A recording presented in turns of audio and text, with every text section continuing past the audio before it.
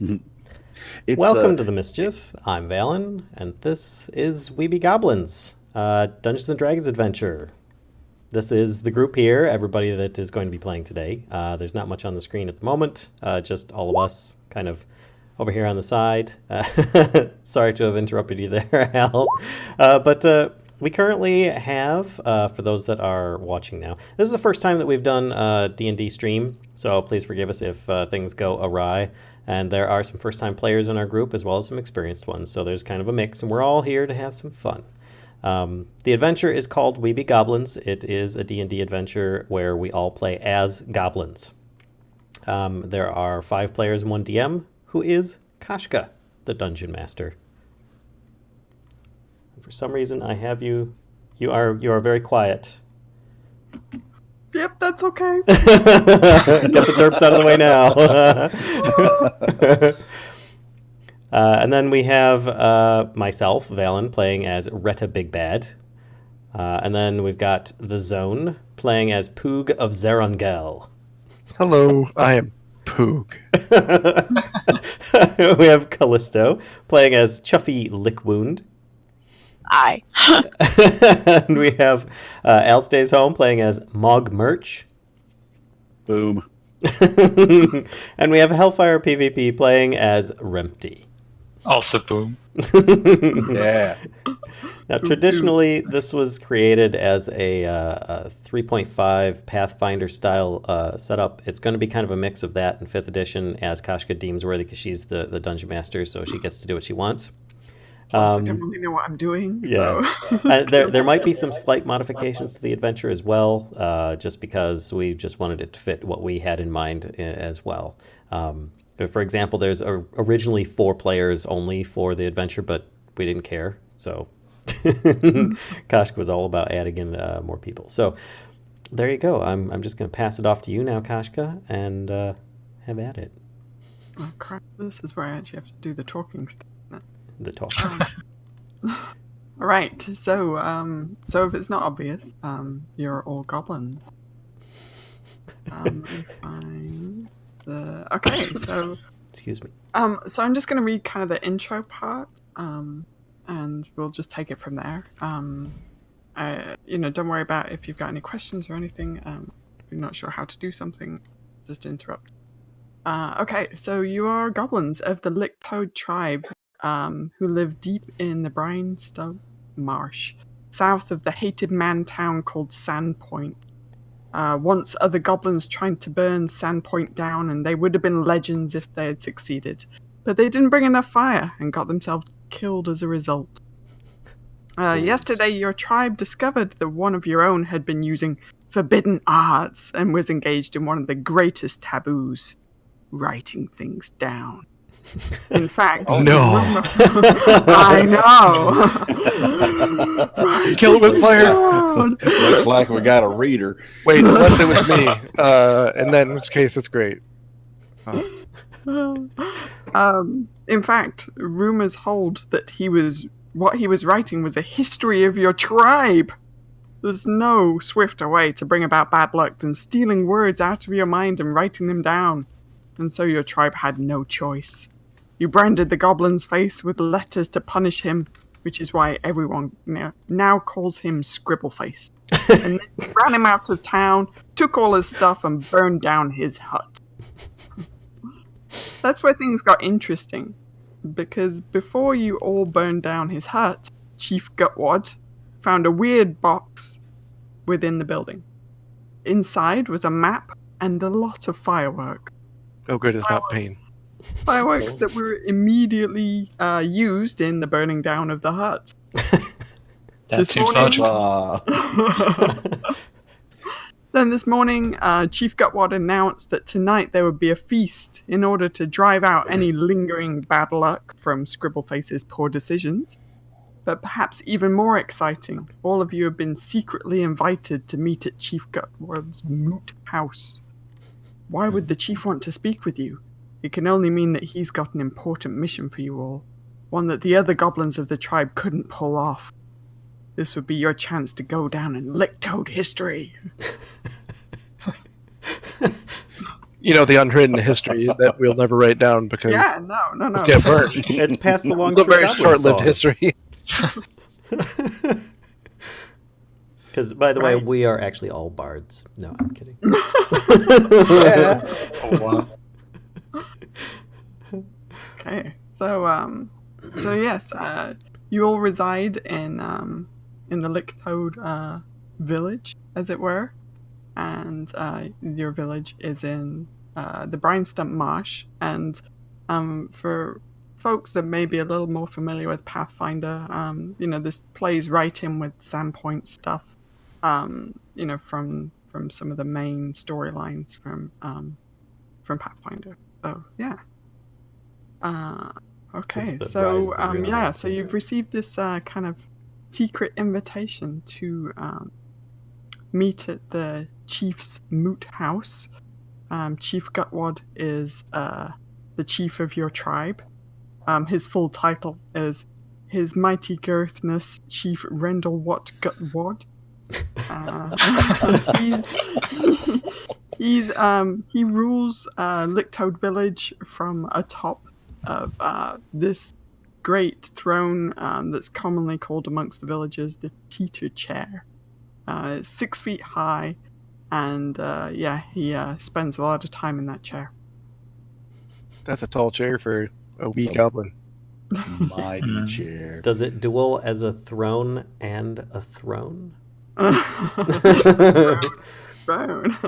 Handles his girth, so Yeah, mighty his girthness. mighty girth. And were we all called together, or was this individual? Because I noticed previously in my character sheet that there is a book, and so it's not like the chief is just calling me, and everybody else will just have get their own. I mean, he came in and said, "All of you people come see me," right? Yeah. Okay. Yeah. Because But I got a book, and I didn't mean to have a book if that was bad. Oh, yeah. Well, you have to have something to start fires with. That's what it is. It's not my full rule book for all my alchemy stuff at all. No, I wasn't writing that down. So I'm just checking to make sure I'm not breaking a cardinal rule of goblinhood by, writing down all my stuff. Not at all. You received actually the invitation from the chief's high advisor, Slorb. So Slorb has invited you to Nice. meet at the Moot House. And that's kind of you've got this invitation and can head over there and see what's going on.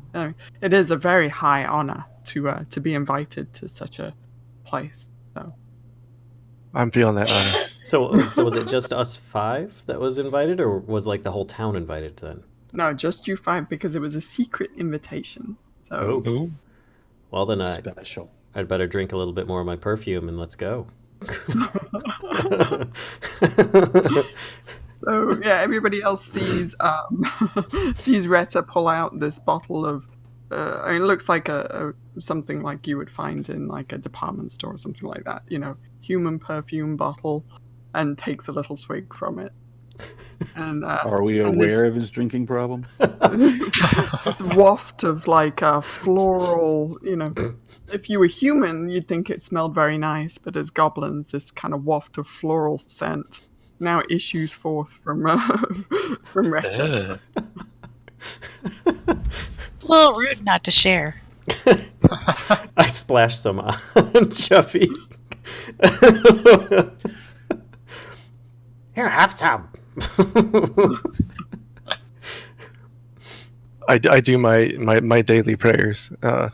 Pook says Zrongel is the best. He helped burn things and heal the rest.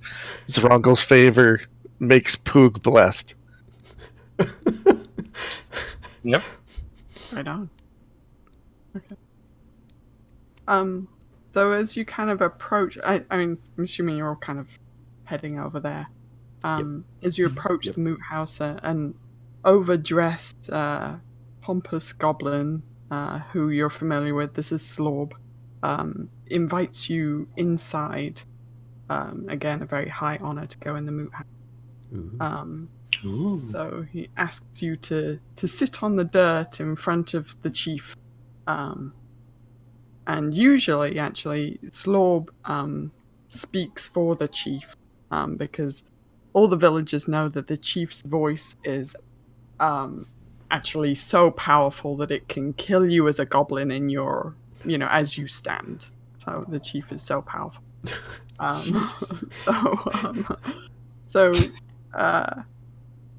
As you kind of look around the Moot House, it's kind of a veritable museum of Licktoad history. It's crammed full of various trophies, such as stolen weapons, bits of treasure, maybe some, pickled furry animals. There's all kinds of stuff in there that Chief Gutwad has procured over the years. So, yep, Slorb invites you to take a seat on the dirt in front of the chief. I will do I so. take a seat on the dirt in front of the chief. Hmm. Yep. Okay. I do so, and I pull out a caterpillar and start poking it with a stick. Slorb shoots you some serious shade. He's throwing you some side eye because how dare you? I quickly just shove in it the under presence I of quickly his just monkey girthness, play with caterpillars. shove it under my butt real quick and just squish it. Oh. Just to get it out of sight. I cover my ears, like for fear of death.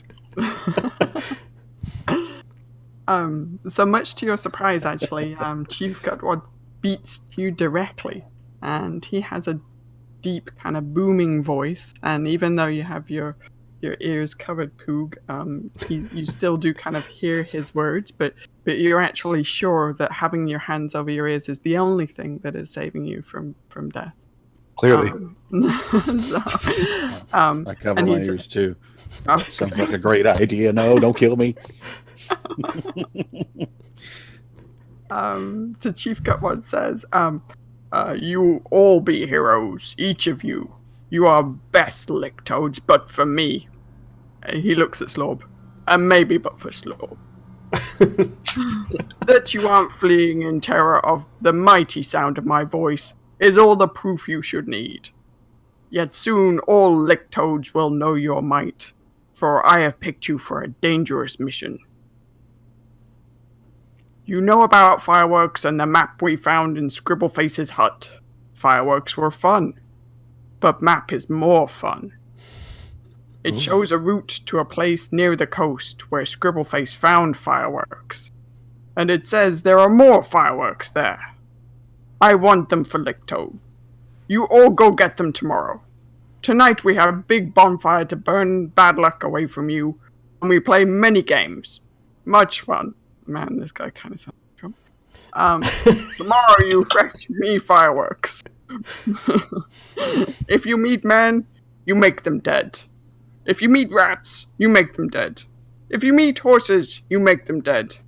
If you meet lots legs eat goblin babies many, you maybe should run. And if you not find fireworks, you not come back. Or we feed you to Squealy Nord. Oh, Squealy Nord. Squealy Nord sounds bad. What? You guys are actually... But fireworks sounds pretty good. Burn, burn, burn.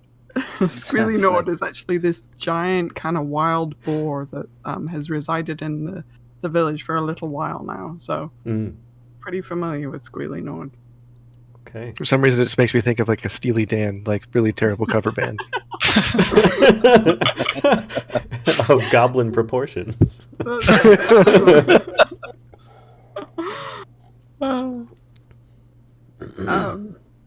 Big fire party. Yeah. So Slorb hands you the map, which is the fact that they're giving you a map it's almost a little bit sacrilegious because again it's stuff that is written down. It's like you don't do that, But the The chief pictures aren't as bad, right? pictures maybe not as bad. I mean the chief seems alright with it as well. I think that the desire for fireworks is kind of you see his eyes when he's talking about the fireworks, his eyes light up and the desire for fireworks is overwhelming. So he's Yeah, looking. this guy knows what he wants. Yeah, they do kind of blow up a lot, so Yeah. That's okay. We can burn the map after.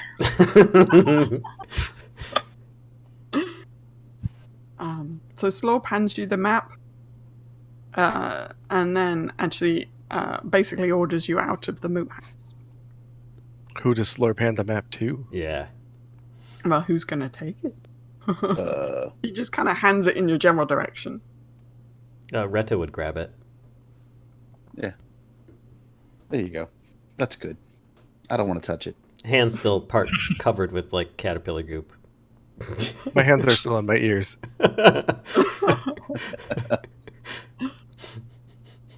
Alright. So yeah, you're free to kind of proceed as you wish. So is the party after we get back? And there's a big bonfire tonight to kind of burn off any last bad luck from you, and maybe some games too, probably some drinking, and then in the morning you're expected to set out, unless of course you're declining the mission, in which you'll probably be asked Meeting to that leave boar? the village. Going to find Squealy.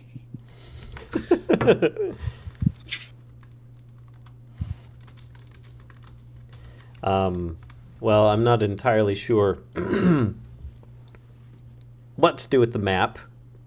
Can you read it? I'm entirely not sure. There's nothing saying that my goblin is literate or otherwise, but I don't think she'd really have the patience for it. Let me take a look at her intelligence here, just to see. No, she doesn't have patience for this thing. So she just kind of slaps it at Poog. We can burn it Okay. now. That's kind of what she's thinking, but the boss I'll did take say it. it was important. Okay, and then she just kind of licks her fingers to stuff. Okay. You do know that the Bryanston Marsh, the swamps that the map is indicating for you to go through, is a fairly dangerous place. But maybe you might feel like, well, this is surely going to earn me, good reputation in the village and high standing in, Chief Gutwad's, opinion, and you feel like it's probably a good thing. Even though lots of legs eat goblin babies, many is out there, and other dangers too. I don't I- like that. I try and focus on killing dogs. It's just gonna be fine. That's apparently what my life goal is. No dogs nearby. Just, I can see. it's just to kill all the dogs. Yep. Well, Zarangul is the sacred god of dog killing fire. And most holy mounted combat, but we won't talk about the fact that I'm terrible at mounted combat. Well, as long as there's fire involved, I'm good. Definitely fire. So, can you read that map? I actually think I might be the dumbest person in the party, but I'll give it a shot. Keep in All mind, right. the map was written by a goblin, so Oh, okay. It's like goblin proof. Oh, that's or- right. So this is Scribbleface's map. it's Scribbleface's So map. he actually Scribbleface- made it, not just Yeah. obtained it. Okay. Interesting. How far the Okay, fire what goes? what's going on with this map? I mean, the map is just, it shows a path. It's a very simple map, as you might kind of expect from somebody as evil as Scribbleface. But it's a very simple map So evil. and just shows a path kind of through the swamp. And as you might expect, there's a big fat kind of X where No, so it's like indicating- those.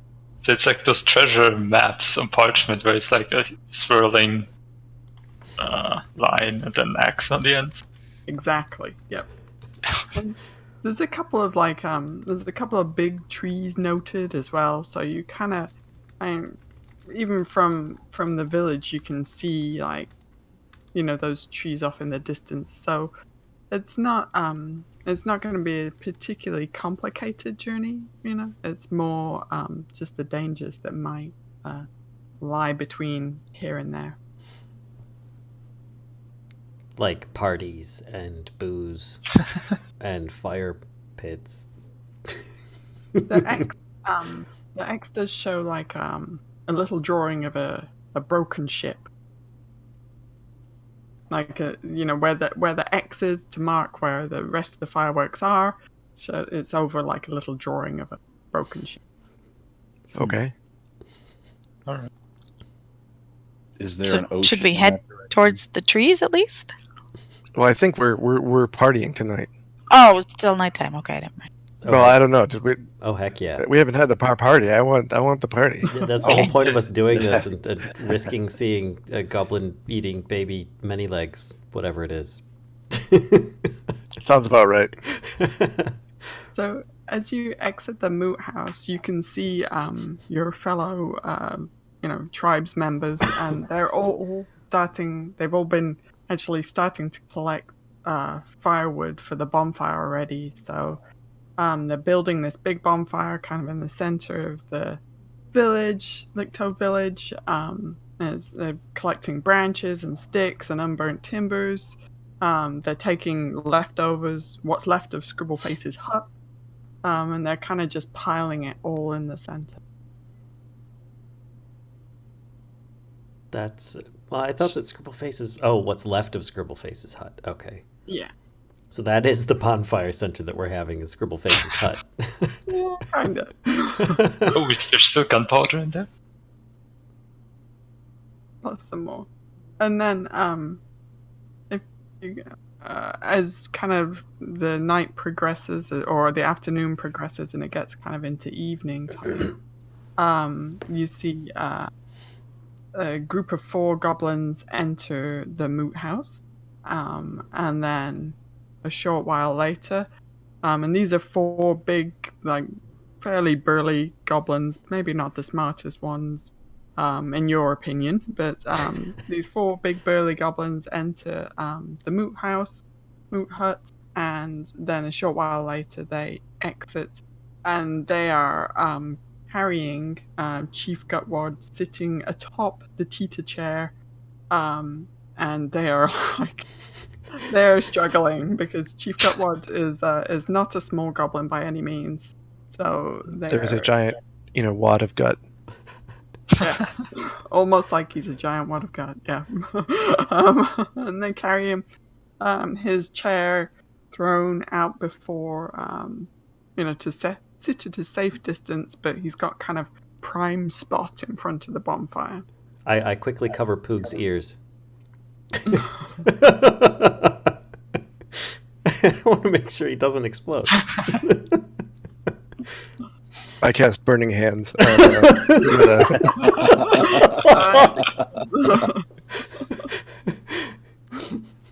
mean, I contemplate it, and then I decide not to, and just push her hands away. Pooh could take care of self. Okay.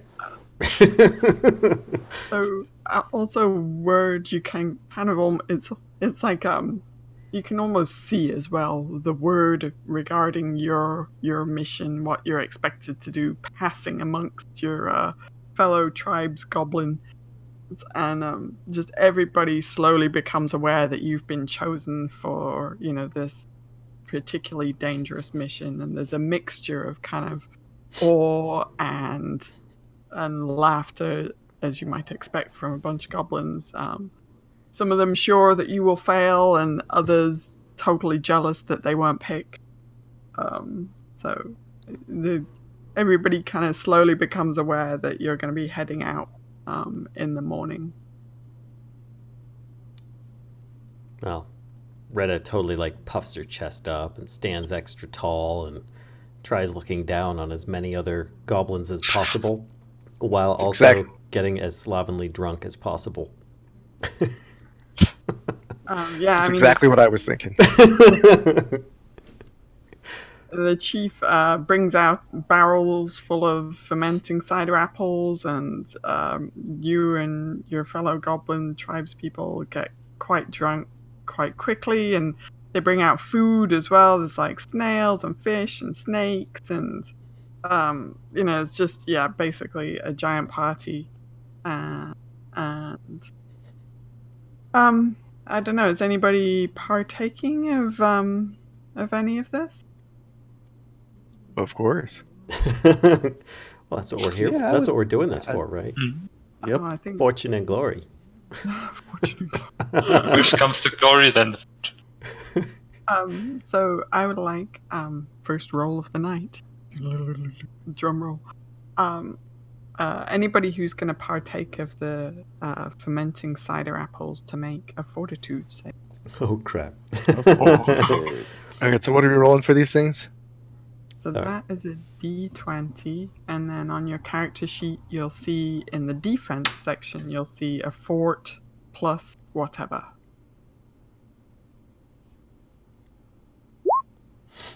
I rolled a 21. By the way, for those that are watching, some of us are using Roll20 to roll with virtual dice. Others are just rolling with their dice they have at home. Okay. So, Chuffy and Mogmerch are not, oh, never mind. It looks like everybody's. Well, I'm doing it wrong, but I'm working on it.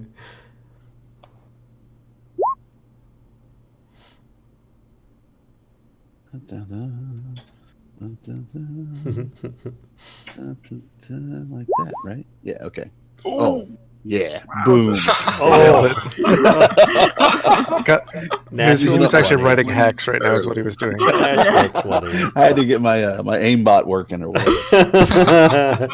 You had to sweet talk a little bit. So I was sitting there, feeding my pet frog. Should I roll for him as well? Oh, no! Don't most of us yes. have pets?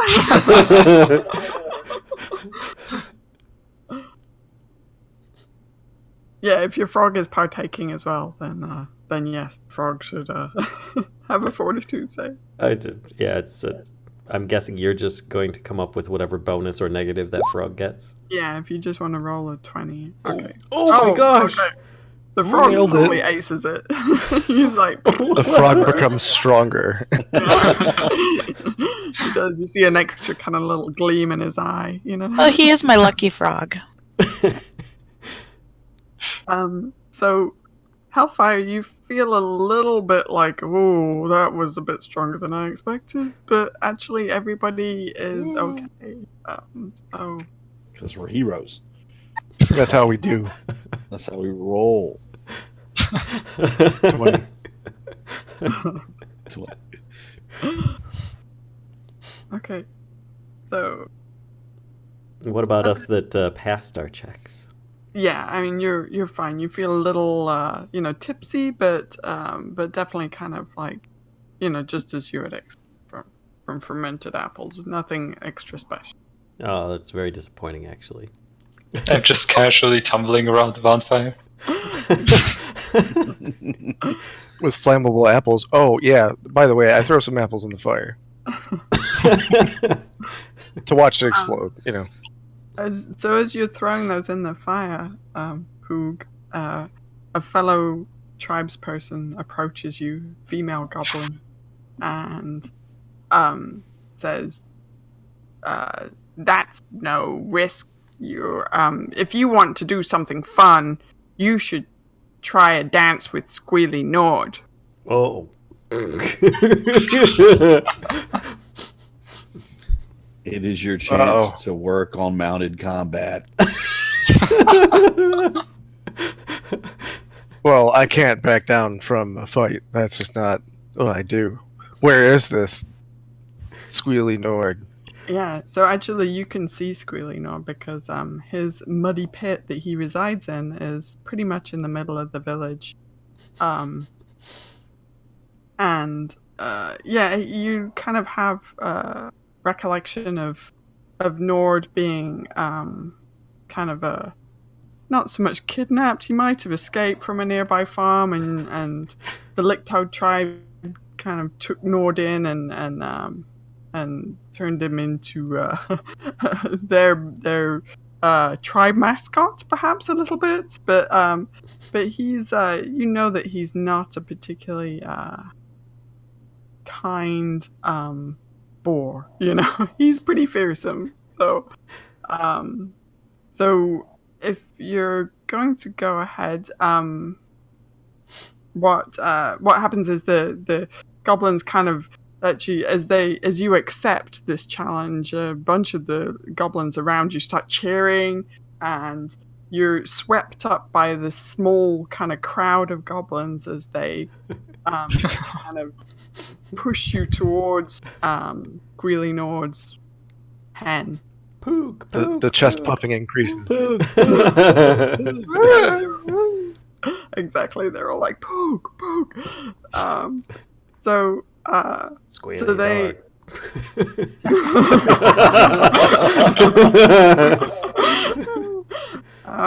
so you kind of head over to this pen, and Squealy Nord is headed to they corral him kind of to the side of the pen, and prompt you to climb up on the fence and climb on the back of Nord.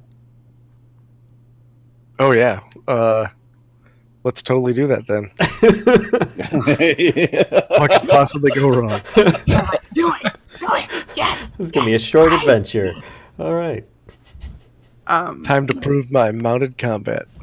That's so awesome and not terrible at all. You want to rub my lucky frog before you go? Well, I have my own lucky frog, and including my previous lucky frog too. I walk up to Poog, and before he gets on to Nord, I put my hand on his shoulder and say, "I'll keep your share." And I just kind of back away.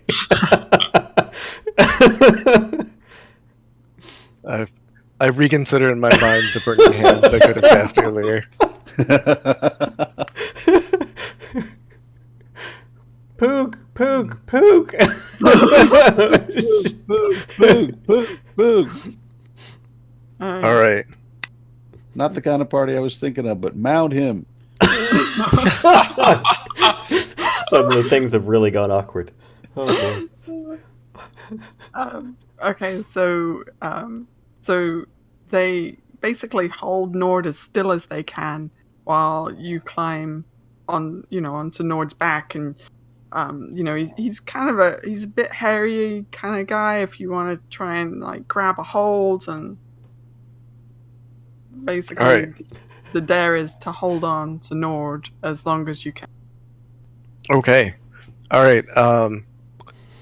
So I don't even know if I'm smart enough to figure this out. So DM, please, I have a speak with animals ability. I'm not sure if I'd be smart enough to actually try and use it in this particular situation, but Wow. I'm gonna try. This is awesome. Speak with animals on Nord, right? Let me have a look at this. Hang on. I'm totally not familiar with Pathfinder. It's a domain spell-like abilities. Yeah, I see it at will 4 times a day. Okay, so yeah, so you cast this. It's a spell, right? So you cast this, and hang on one sec. Let me just have a look at what Nord gets.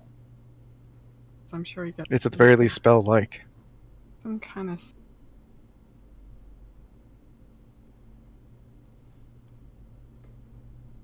One moment. Oops. Doo-doo-doo-doo. So while you're looking that up, I'm going to say my character, by the way, is a first-level female goblin fighter who seems to be dressed very strangely, wearing a lady's corset, as well as she's wearing... Oh, where is it? A whole bunch of just strange things she's got on her, but she also has a lucky pet named Spottle, who is also he's a toad as well. And what was the other thing? Oh, she's wearing a tattered wedding veil as well. So Not at all creepy. not at all creepy. And I think I can do like a little image there. I mean, a little reflection of my phone, but there you go. So, what would you like to say to Nord? Well, that's a good question. Regret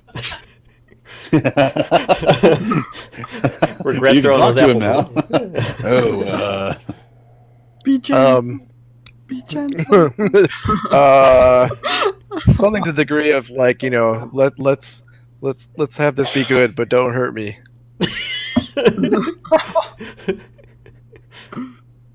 Okay, at that, Nord shakes his head with, like, very vigorously, kind of a violent shake, and actually the goblins who were holding him still, at that moment lose their grip, and Nord goes bounding around his pen, with you holding on for dear life.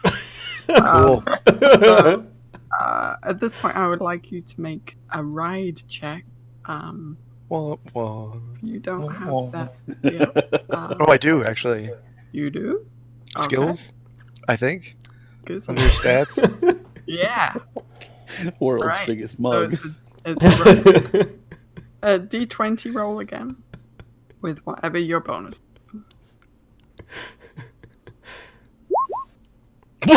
Oh no! Critical fail. Oh, you forgot to say a prayer. Oh, You should have rubbed my toad. Oh no. Yep. And he sticks the dismount. I I don't know where your toad's been, so. So you are immediately thrown from Nord's back, and you do take 1 point of damage. Oh no. So yeah. We haven't even started the quest yet. First Squarely death on your in the back. village.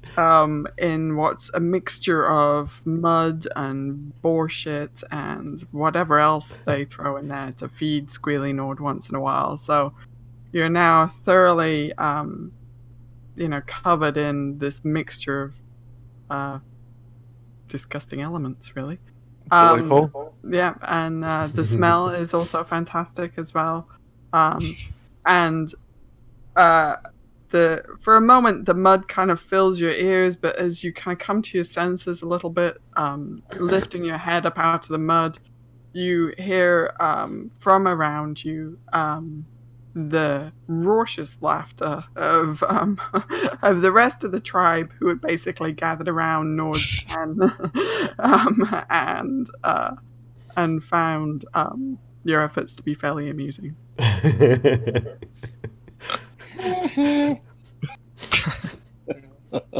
I wait. Oh, But I storm off. Nord has bounded off to kind of the other side of his pen. He doesn't seem to be particularly aggressive at this point. But he is kind of looking at you suspiciously. He's not particularly. He's very unsettled by the fact that you just spoke to him. Fair enough.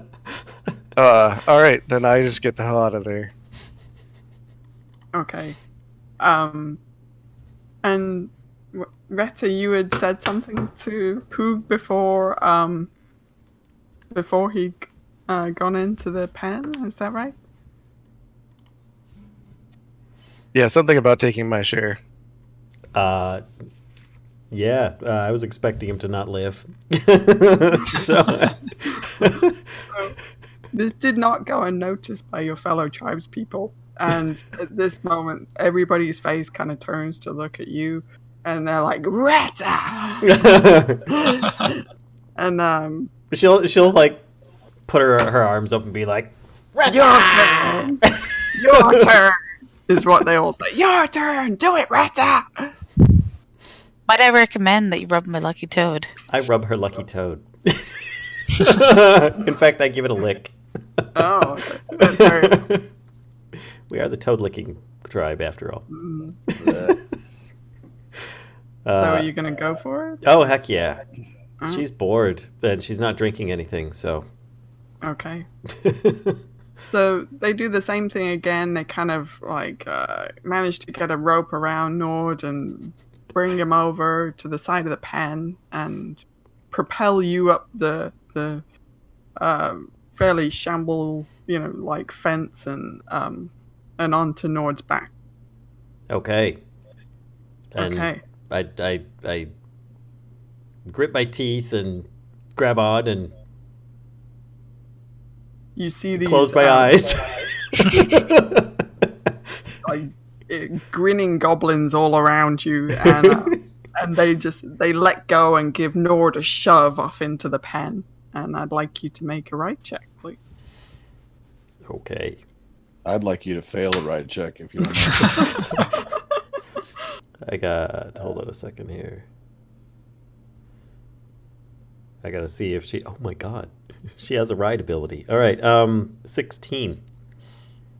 Okay. Nice. You managed to stay on Nord's back for around. It was the lucky toad. It was the So- lucky toad. So Nord kind of runs around the side of his pen. He's doing basically doing a circuit of the pen where he's at, and he's running at full Zoomies. speed, full tilt. Yeah, zoomies exactly. Round the pen, and I'd like you to make another right. Oh crap! How long can you hold on? I rolled a natural 1. Oh, and you're on the floor. That's a Same lot. deal as Pooh experienced. You land with a disgusting squelchy thud into the mire of Nord's pen.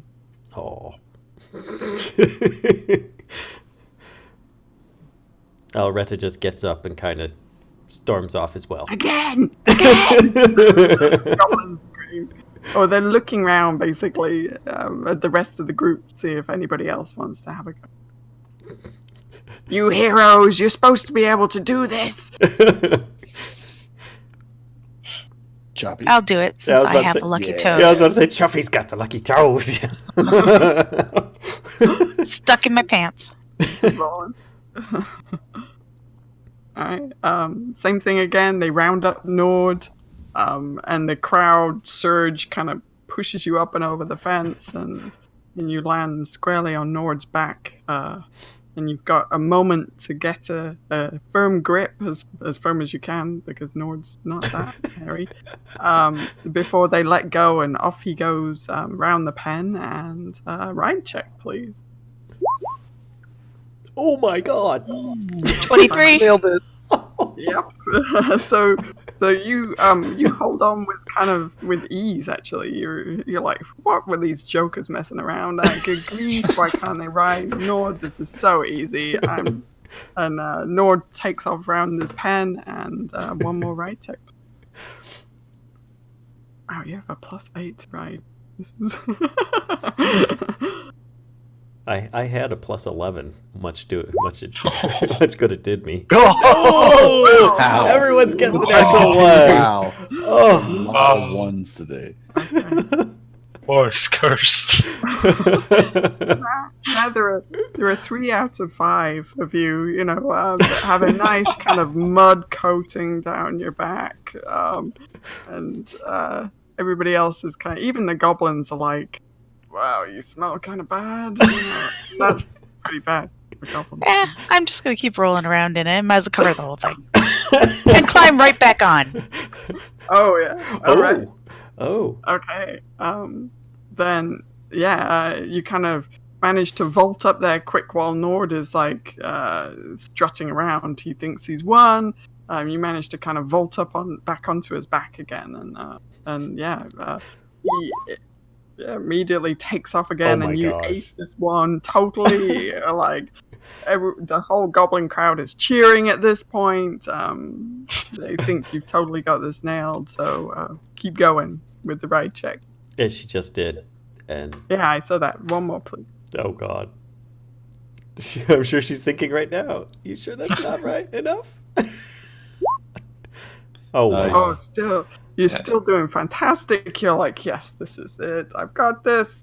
Nord is trying to buck you off at this point. And would you do one more ride check for me? You could do it, Lucky Toad. the goblin crowd is screaming. They're like, yeah! Nice. And yeah, you kind of slip a little bit, but not enough nearly to throw you, and you manage to immediately kind of maintain your composure, and this is the goblin crowd just goes wild. This is the longest they've ever seen anybody stay on Nord, and they climb into the pen actually and start kind of cornering, like just a group of them is like cornering Nord, and they're all cheering. And at this point, you definitely feel like you kind of won the day, and Nord just runs out of room to kind of run anywhere, and comes to a halt in the corner, breathing like, heavily and very like he's not very happy. He's kind of like feeling pretty grumpy about not winning this one. So when you exit the pen, climb down off Nord and exit the pen, Slorb approaches and hands you a small bottle and says, Chief Gutward, awards you this prize for staying on Nord the longest. And he's given you, you might want to make a note, he's given you an elixir of fire breath. Huh. That sounds awesome. Yeah. You don't need that. So who's the best goblin? Well, at this point, the crowd kind of turns and looks at the two not muddy goblins. Oh, sorry. Emergency vehicle going by the house. That's fantastic. Looks at the two not muddy goblins and says, "Bring out the slugs." Yeah. They're not saying it to Mogmerch and Rempty, but they're motioning to somebody else, to another goblin, to bring out the slugs, and they're looking at you two like this is going to be your challenge. Oh boy. I'm just tumbling around. I don't know what they mean. That's right. You're like What's- totally drunk. What slugs? What are we talking about? And so you hear one of the fellow goblins say, yes, gotta eat the slugs real quick. And you're like, okay, well, actually, eating the slug, I mean, you've eaten slugs before. Yeah, they're not, okay, they're sure, not yeah. horrible, And they don't taste the best, but, they're not bad. I have a But, slug in my pouch right now for later. Yep. Man, you if can do you're this. if you're going to accept the challenge, I don't know. Do you want to kind of try and duck out of this one, or are you going to go for it? Or I'm definitely not gonna duck out of this one. Yeah, and I'll eat a slug, sure. who's going I mean, first? Who's going to go first? Well, I'm gonna make Rempty go first. Yeah, I don't care. I'm Completely inebriated and unable to stop it. Just, yeah. All right. Rempty said he likes slugs. This is gonna So you end get- badly. You get kind of roughly escorted to this Hey, stump where you can sit. They sit you down on this what's left of a tree stump, and somebody brings out this big kind of soggy looking leaf and like tucks it in your shirt or whatever, in your cloak or whatever you're wearing. And so you got this big soggy leaf napkin, and then here comes this basket. It's like a little covered kind of wicker basket, and they put it in front of you, and they say, "You have 1 minute. You have to eat them all." I just look at him and I'm like, all right, and just do it. So if you open the basket, you'll see inside that there's kind of a little burlap bag that's rolled down, and you can see inside there are a bunch of there are 5 actually big black slugs, And Oh, black ones. these slugs are like. Actually, hang on. I have a thing. I Are just realized these I like the have a ones that thing. we've seen here in Scotland? Here we go. Those can get really big. There we go. I will show it to you here. There we go. Oh Oh. god. So Reaction. this is what you have to eat. There are 5 of them in the bag, and Am I close enough to the fire or the bonfire to kind of roast them? Or am I too far away? You're gonna roast them? You have a minute. you have a minute to eat. that is long enough. Really try and roast them. Go for it like marshmallow style, where you just Oh, put it right in the yeah. fire.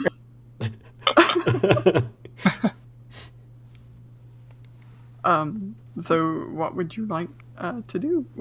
You have a bag of slugs, and there you've got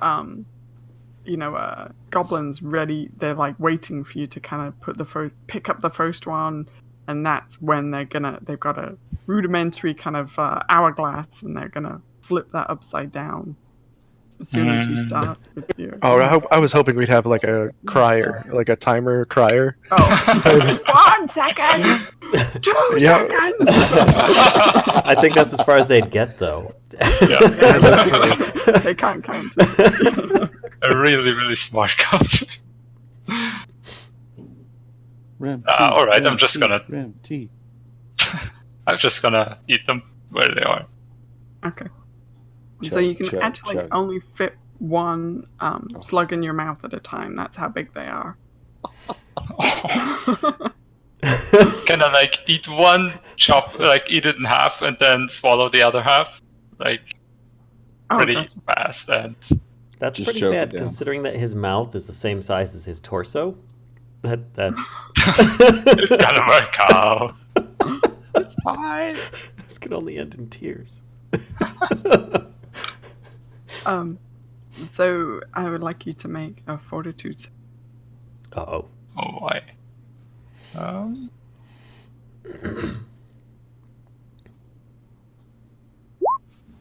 You can do it. Yeah. Yeah. 17. Yeah. Yep. You're able to, despite the fact that the slug is really kind of horrible tasting, and that actually the rest of you, despite the kind of those standing close to Rempty, could you make a perception check? Sure. I stormed off a while ago. I'm sulking in my room. I did. 'Cause, like- but I get bored easy, so I would totally be back out watching this stuff going on. And you said a perception? Mm-hmm. Lucky for me, Retta has an extra wide head, giving her a bonus to perception checks. Very applicable to me, too. So that's a 19. Okay. I got a 6. Okay. So, Chuffy and Retta, you hear a slug pop, and actually right before it pops, you hear like a little kind of like squeal actually from the slug inside Rempty's mouth. So there's this little squeal, and then there's a pop, and Rempty, your mouth just fills with slug guts. And Right after that one, I'm gonna stop for like a few seconds before I do anything else. Oh, does he feel it? He's drunk. Me being a goblin, are eating slugs, is that considered a normal thing? Or is it like escargot for humans or something? I mean... Slugs are good. Yes, I mean, like the normal slugs that you might see out and about, you could probably pickle those and eat them later, kind of thing. But these guys are massive, big slugs that practically could shiv you in a back alley for your pouch of gold. These slugs are not your normal slugs. Okay. No, but that is my next team name. That's Back Alley Slugs. For whatever team it is, it's going to be Back Alley Slugs. They Hopefully it's not Will gonna be- Shivia. Hopefully it's not gonna be running related. Probably not. They will pop and Not let out a running small anyway. squeal. Okay. So basically, for every slug you try to eat, you need to make a DC 15 Fortitudes. Oh man, that's gonna be a lot of them. I'm definitely gonna fail these. You can do it. 4 more to go. Oh, Nice. yeah. 3 Very more. nice. That's Ho, a ho. successful one. Nope. Uh-oh. Oh, Uh-oh. Slug number 3 is causing a problem. Slug number 3 is like holding on. holding on with Oh, its tentacles. Ah. So yeah, the third one, you just can't swallow it. It's just like this wodge of, slug guts in the back of your throat, and you kind of like end up throwing that one, like you haven't even swallowed it, and you just kind of vomit it forth like to the ground. He spits it out, or he actually vomits. It's kind of a combo because he hasn't really swallowed it yet. So you can certainly keep going if you would like to. Okay. Well, I'll I'm pick not up gonna the- stop here. I already started. I'm gonna bring it to an end. I pick up the one he spit out and wipe it off and eat it.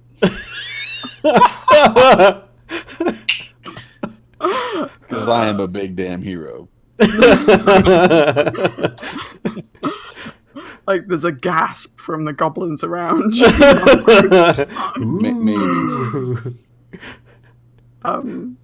So Yeah. alright, yeah. I'll let you eat that one. Oh, nice. Yeah, that'd be great if you wouldn't let me eat another one, because just the thought of that's making me just want to retch. yeah, pretty much. And you do hear like as you bite into it, you do hear this little like inside your mouth. Eating slimy little puppies. Oh my god. Wow. Ah. Yeah, I'm gonna continue with the next one. Okay, go for it. Can't let it go to waste. Yeah. you Nice. got it. Someone in chat did say that it reminded them of a Ron Weasley's slug vomiting spell. Oh yeah. Oh, Yeah, that's exactly it. oh. Nice one. Yeah, so you swallow that one, alright. I'm gonna take a few seconds because I guess I gotta. You left. Build up your courage. I build up the courage for the last one. How many are we in now? We've got 1, 2. Got one That more. was your fourth one. One right? more. Oh, third one. The Yeah. third one, I shared one with Yeah. Merge. Roommates, we share stuff. That's Oh, like true ah. friendship there, sharing your slugs. True I had friendship. my name on that slug. Did you eat it? I left it on the floor. Alright. Excuse me. Ah, Oh. Oh. No, that one is not being easily swallowed either. It's kind of moving around in your mouth too much to get a good chomp on it, and I'm gonna spit it out and hand it over to. Rimpty, what's wrong with you? Ah, And I eat it with a 16. Oh yeah, you do. Barely though. Choking that baby down. Good thing they're slimy or it'd never go. So you hear some kind of like amongst the crowd, you hear some whispering. Like, they share. That's not how it's played. You hear there's some unhappy goblins. Uh-oh. But nevertheless, Slorb approaches and gives Rempty a blade weapon for giving it a good try, and says you'll have to figure out how to share it somehow. Indicating that you're the only reason that you're kind of winning this one is because of the help from Mogmerch, but everybody knows you two are best friends, so it's kind of a given that you would work together on it. Hmm. So he hands you this weapon, and What you know of this weapon is that it's has some extra kind of bonuses to it. So if you do decide to use this one in the future, Might have let me some know. interesting stuff. Alright. Oh, What kind of Go ahead. weapon is it? it's a blade weapon. Just a So, blade. yeah, it's like a big kind of knife, typical kind of goblin blade. Okay. It's like the dog slicers most of us have. Yeah, exactly. Yep. Alright. Okay. See, Mogmerch was able to handle that stuff because it was slightly flavored with regurgitated fermented apple cider. Yeah. I'm thinking about setting one of those apples on fire and eating it. Because gross. Okay. So the goblins kind of disperse a little, and they seem to be like discussing two different things. You hear about two more games that they're trying to decide between. One of them is hide and get clubbed, which is fairly self-explanatory. And the other one is the rusty ear biter, which you all know what this thing is. Everybody in the village knows what this thing is. It's this kind of hollow coil of rusty wires and bent swords and thorny branches, all kinds of stabby, pokey things, formed into this hollow coil. I think it's about 20 feet long, and you have to try and make it through this coil. So these are the other two kind of games available for the evening, and there's kind of two groups that are discussing getting these two games going. Two groups of goblins. Well, just because the other one sounds horrible, I go towards the coil without them spurring me on. I'm totally all about hide and go club. Oh, I'm all about the hide and go club. I'm definitely gonna follow out. Or Mogmerth. I'd totally like to go in club.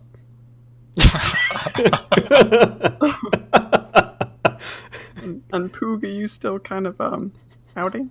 Oh yeah, my pride is Howdy. totally hurt from my not so secret terrible writing skills. Oh no!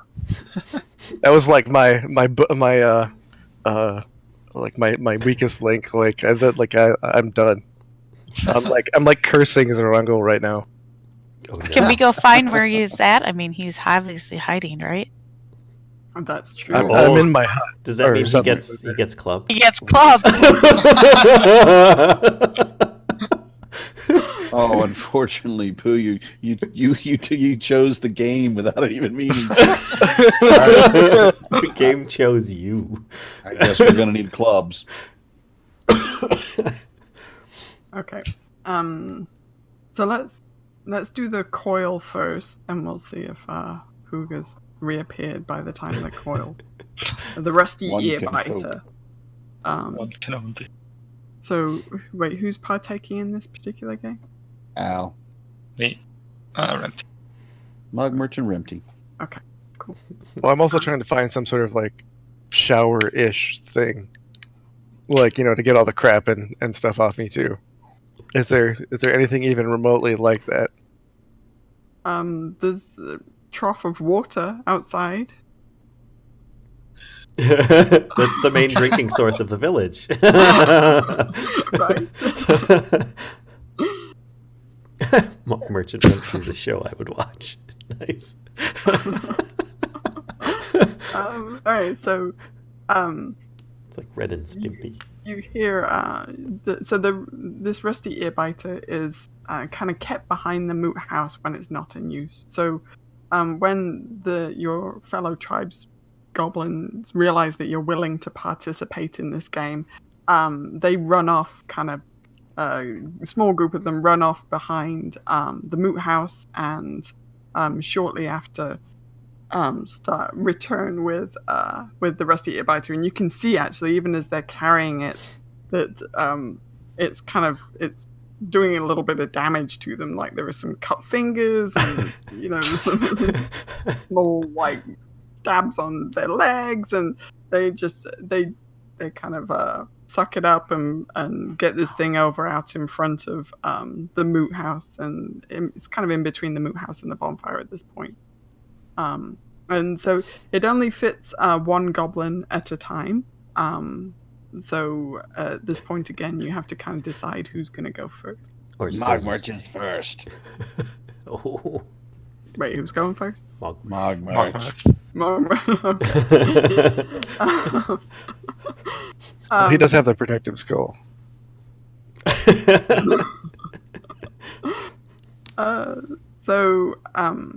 So yeah, the idea is that you have to climb into one end of the rusty earbiter and wriggle through it to the other side.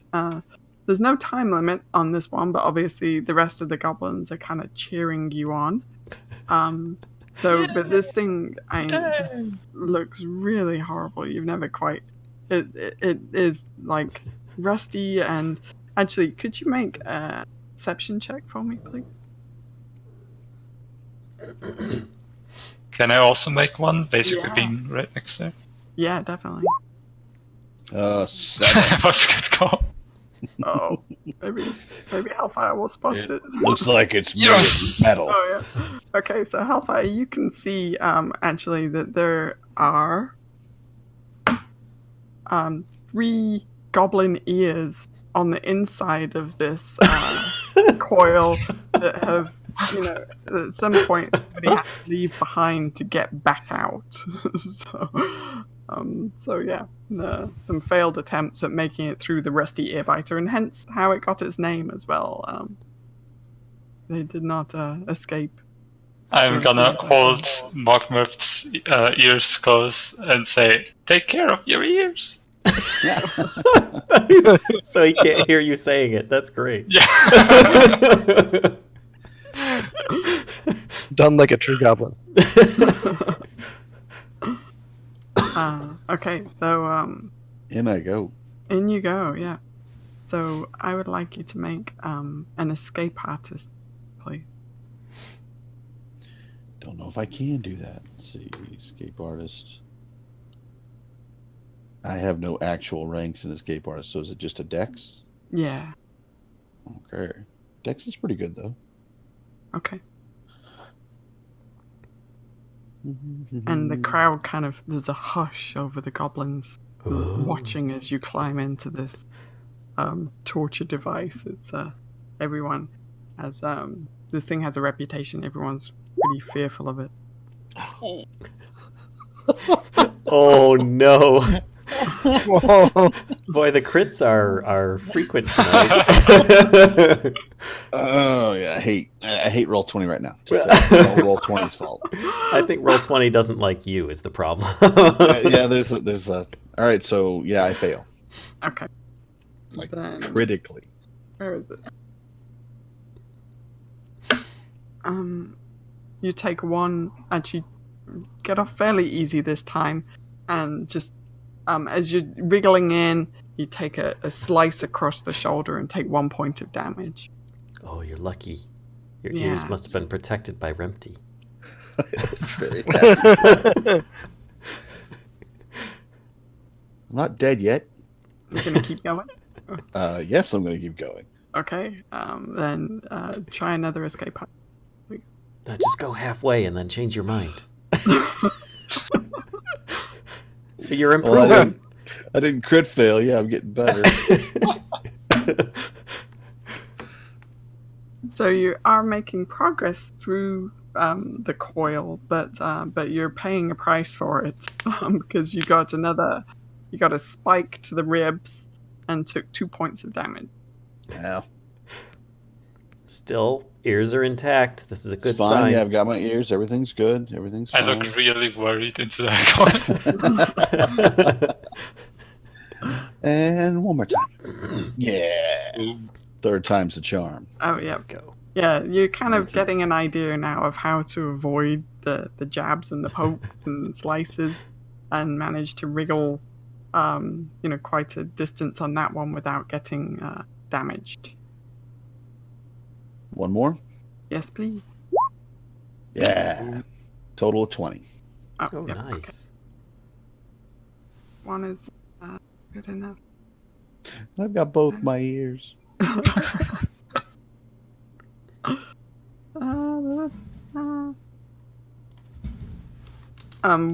So one more, please. All right. Oh, Oof. Oh. 13. Yeah, it didn't quite. You've made it through the coil, and there is a big cheer from everybody. But you did. Hang on. Yeah, they're not quite as impressed as they would have been with because you have kind of taken some damage. Oh, and actually, I need to roll for that one. Sorry, almost forgot. So that's another point of damage from a slice All right, no problem. on the way out. And what kind of disease does he get? So Remti, as Mark Merch is kind of exiting the other end of the tunnel, a small goblin child approaches you and tugs on your clothing, tugging on your clothing. And as you look down, they give you this jar of what looks like Black slugs? That's what I'm wondering. You forgot it some. looks like a mixture of kind of mud and like lard, and it's really like squishy, slippery looking. yeah, it's like Yeah, slimy stuff. Yeah.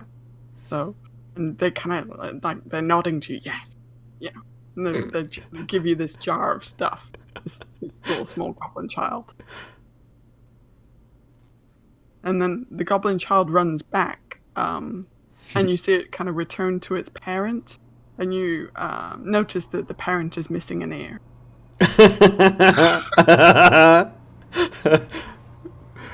No.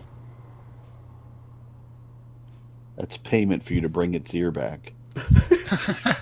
You have to bring back the ear that was left. Here's a jar of slime if you'll bring me my ear, sir. So as you're kind of looking at the slime and looking at the one-eared goblin and looking at the jar of slime, the one-eared goblin motions to you to like put it on your shoulder, like she's basically kind of miming the intention is for you to use this to make yourself slippery.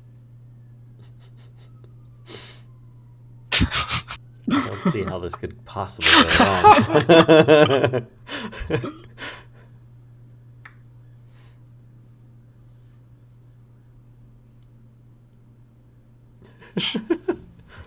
So we're going again?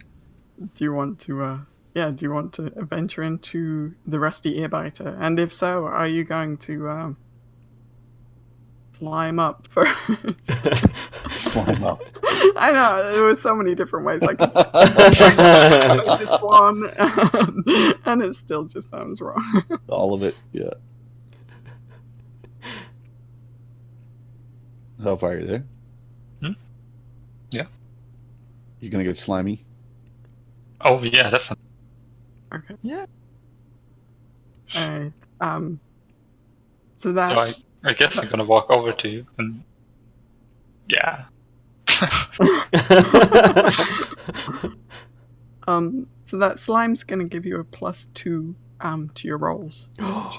Nice. To It's die. pretty- Die.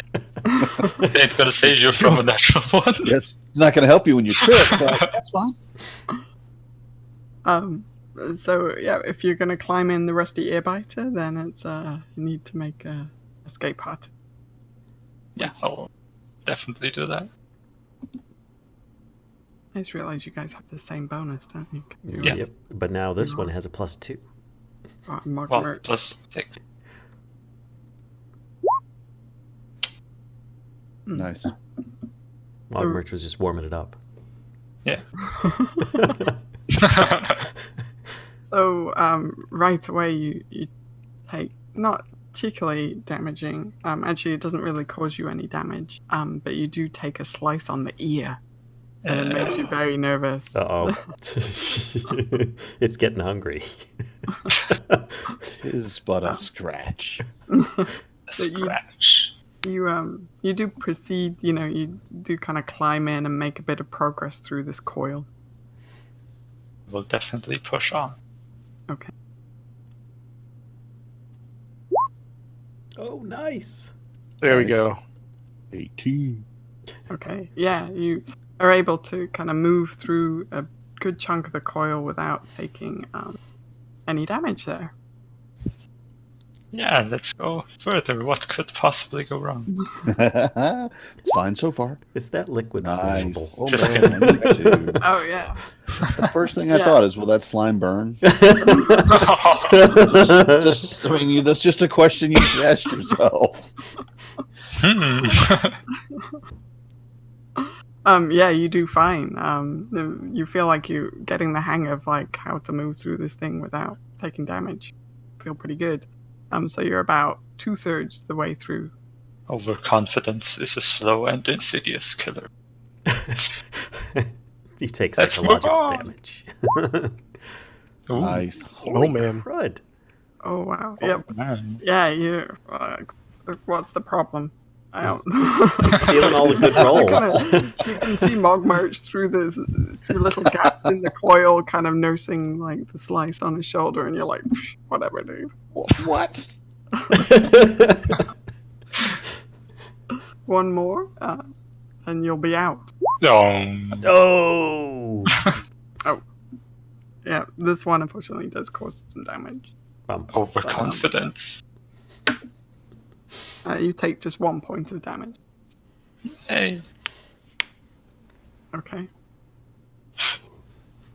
Yeah, Alright. I think Yeah. that was well done. Good job, What's the Rimpy. problem? Chest bump. Flying chest bump? Oh, yeah. Carefully slippery. And you are jumping with open wounds. Oh, You do kind of just slide right off of Remty and end up falling, because Remty is so slippery. Okay, so while this was going on, the other group of goblins were organizing a game of hide and get clubbed. And so is this Chuffy and Retta taking part in this game? Or? Oh yeah, we totally teamed up and we're going after the other one. Yep. They're all just out to get Pook. Only one of us here is hiding. Just Poog has head start. Oh man. So Poog, are you actually hiding, or are you just kind of hanging out? No, I'm in my do I have like a hut of some sort? Yeah, you have, Yeah, I'm back at my hut, cursing Zarongol and for not blessing me with enough writing skill.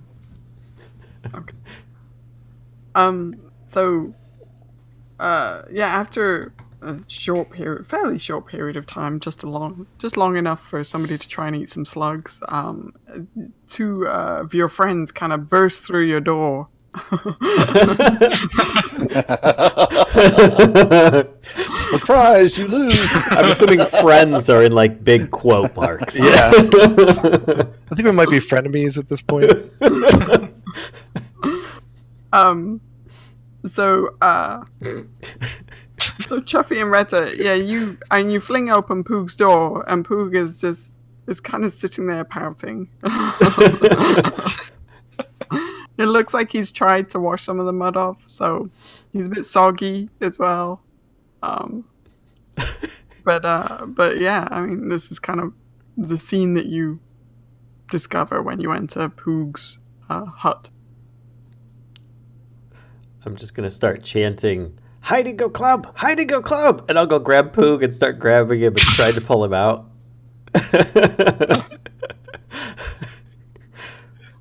I relentingly agree. Fine. I went behind and I'm like stabbing him with the club to push him from behind. Hey, club hurt.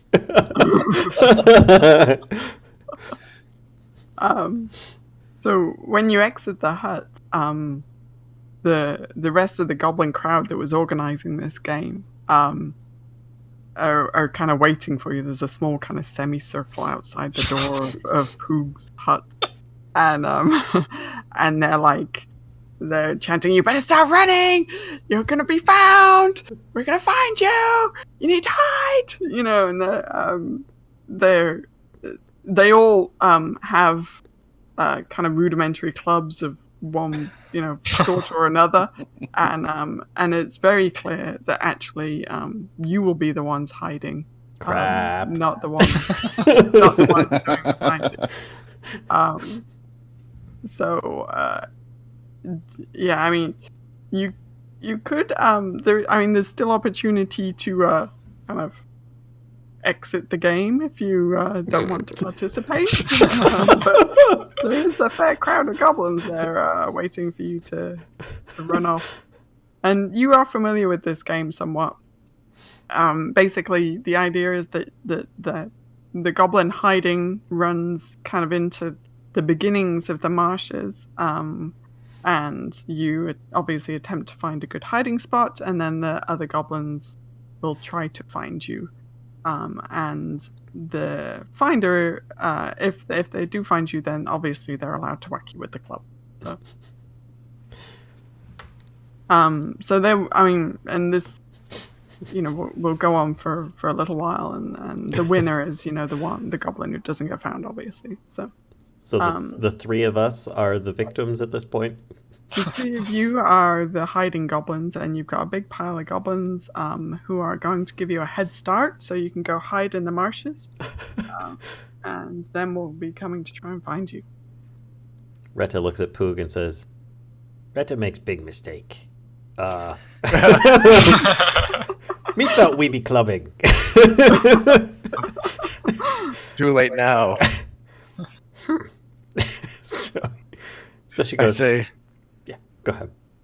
Oh, I was just gonna say, yeah, I participate, but I'm gonna keep a close eye on Retta. But I'm running off on my own. Retta tries to trip Chuffy. And tries to outrun her in the process. I only have to outrun Chuffy.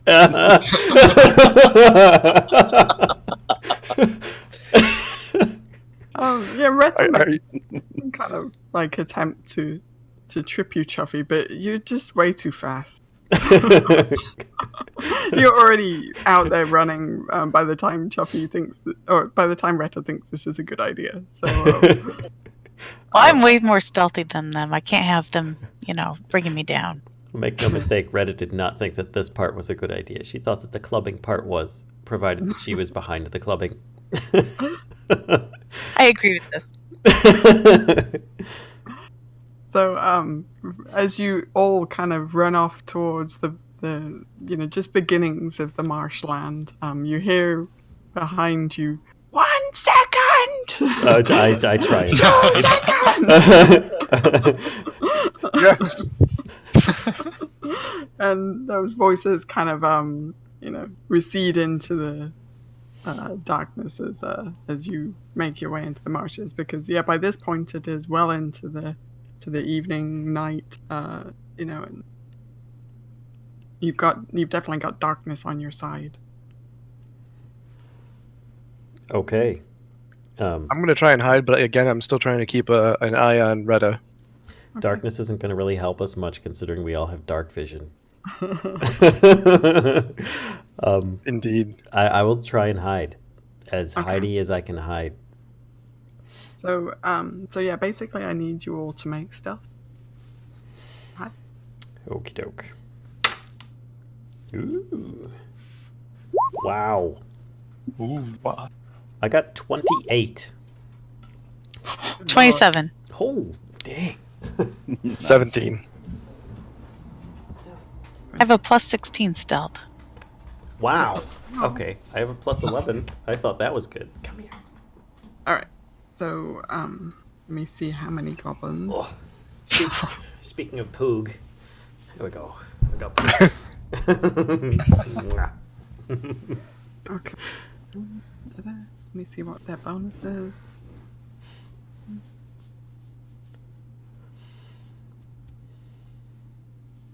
So, so we're gonna do Poog first, Oh boy. and Uh-oh. you've got some goblins. Kind of, you hear like them running around, and you can definitely hear some footsteps coming closer to you. I think. Did I see where Retta actually hid? Make a perception check. Alright, do I have any bonuses to perception? Looking like a whole lot of nope, so what am I rolling here? You're regretting not having a big head like me. D20 plus your wisdom. Wait, hang on. Pardon. You look what your wisdom is. My wisdom is 15. So that's +3, right? I don't know, actually. Yes. Valen is Yes, 15. 15 is 3. Yeah. So it's gonna be +3 on a D20 roll.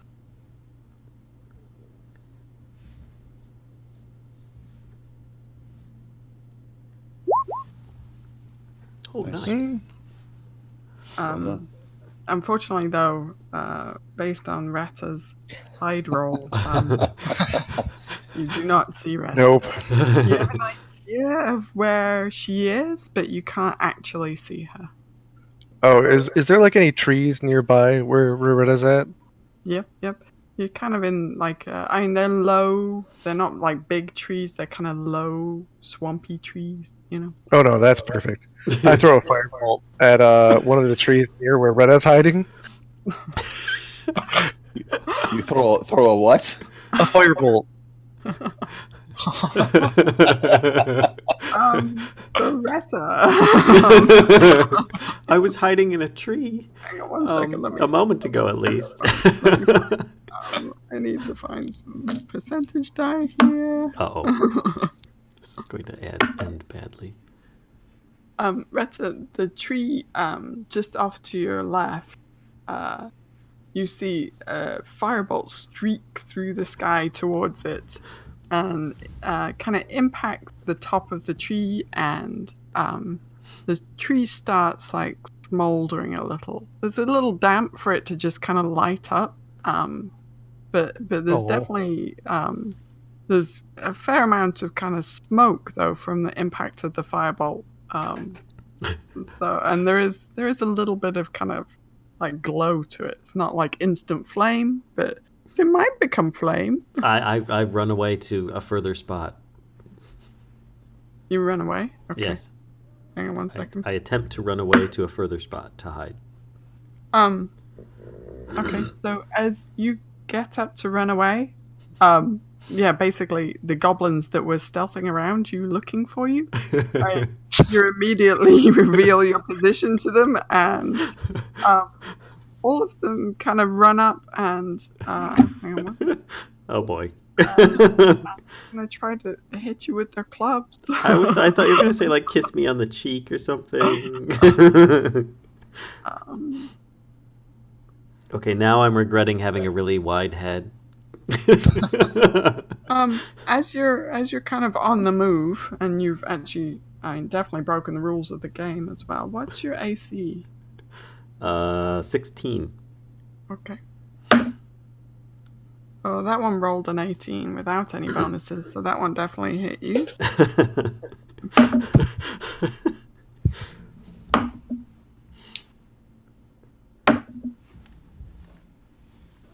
You said it was 16, right? Yes. Okay, that one hit you as well. Okay, so you get clubbed twice. Like a baby seal. I'm a seal to get a better deal. And so you take 4 points of damage from those club strikes. Oof. Okay. That's a lot of club damage. A lot of clubs. There's a lot of goblin clubs. Yeah, there were quite a few around you. Okay, so what are you doing now, Retta? You've just you've been found, basically. You've been clubbed. That depends if the rest are going to try and continue clubbing me, then instead I will try and continue getting away and hiding. No. They play by the rules. So unlike some goblins who don't stand still to be clubbed when they're found. I didn't know. I'm sorry, but... The rest of the goblins are just like, Retta's out of the game. We found her. She's horrible at hiding. She's really bad at it. I don't know why she's sent on this mission because she's, they're basically saying you're a rubbish goblin. So I'll hold up Spottle and say, Spottle was sent on the mission. I'm his escort. They look at you and start making comments about your sanity as well as your hiding skills. So, but in the meantime, there are some goblins that are trying to find Poog and Chuffy. So I didn't get them off my trail. the number is reduced, but actually, could you make one more stealth roll for me to see if they see you casting that spell? Oh yeah. Is there any negative modifiers? Not that I need any. Yeah, don't worry about the DC. I'll do the DC.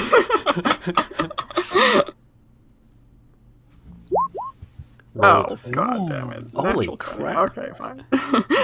They had no idea that you cast the spell, so now they're just going to see if they find you anywhere. Well played, just a Poog. couple.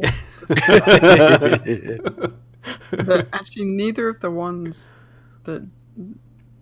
the ones that stuck around that didn't chase the firebolt did not find you, so you remain hidden. So, Yes. And he's gonna sit there for the rest of the night. Yes. I do have an intelligence of 8. They might collect you on the way out in the morning. If they can find you. Yes. Let's see if the ones around Chuffy find Chuffy. Okay, first one. Oh, first one. Roll a natural 1. Okay. That one did not do great. Oh. No, that one. Wow. Stealth is like ridiculous. Actually, I don't think it's possible even for these goblins to find you, so it's just a... if roll like 20, then they can find you. Okay, no. So none of the goblins around Chuffy find you either. So, They never bothered to look, really. Again, who's the best goblin? So after a while of searching, you hear them become frustrated and they start calling for you to show yourself, and they give up, and this is a stupid game, and whose idea was this? And, they just want to go eat, and they're done with this game. And so yeah, they basically pronounce you the winners, and if you now would like to reveal yourselves, then you can do so. Do I believe this is a trap? Like how not to be seen? After their comments about Retta cheating, you feel like these goblins actually kind of respect the rules of this game. That's cool. All right, I'll get up and rejoin the party. Okay. So as you rejoin the party, Chuffy and Poog, you are approached by Slorb, and he says, Chief Gutwad loans you this in honor of your mad hiding skills.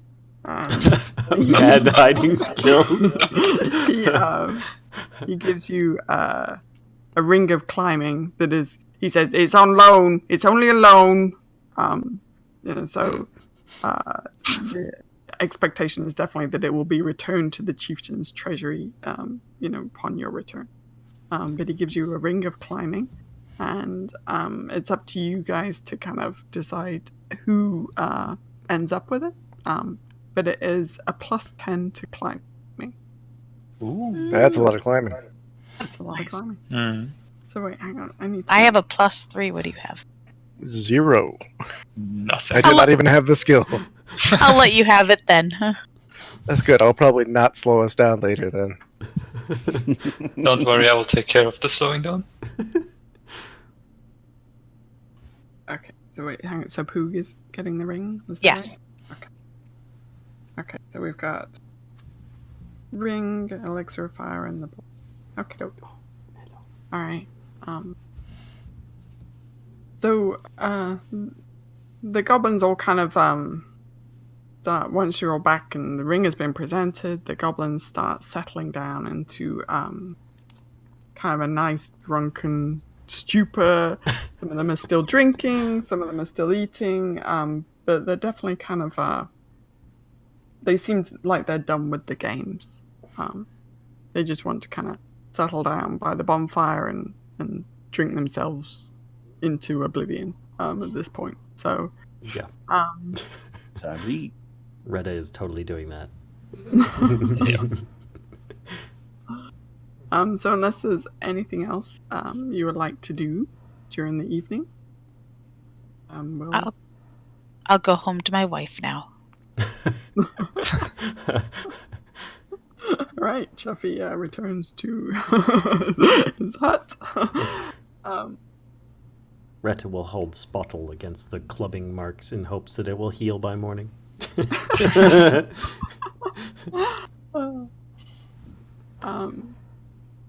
Okay.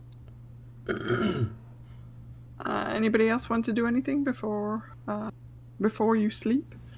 I don't know that I will get all of those hit points back that I lost, so I cast Cure Light Wounds on myself before I go to sleep so that I can get it back in the morning after I wake up. Magic's forbidden, I club. No, I'm kidding. There's no need to die tonight. Okay.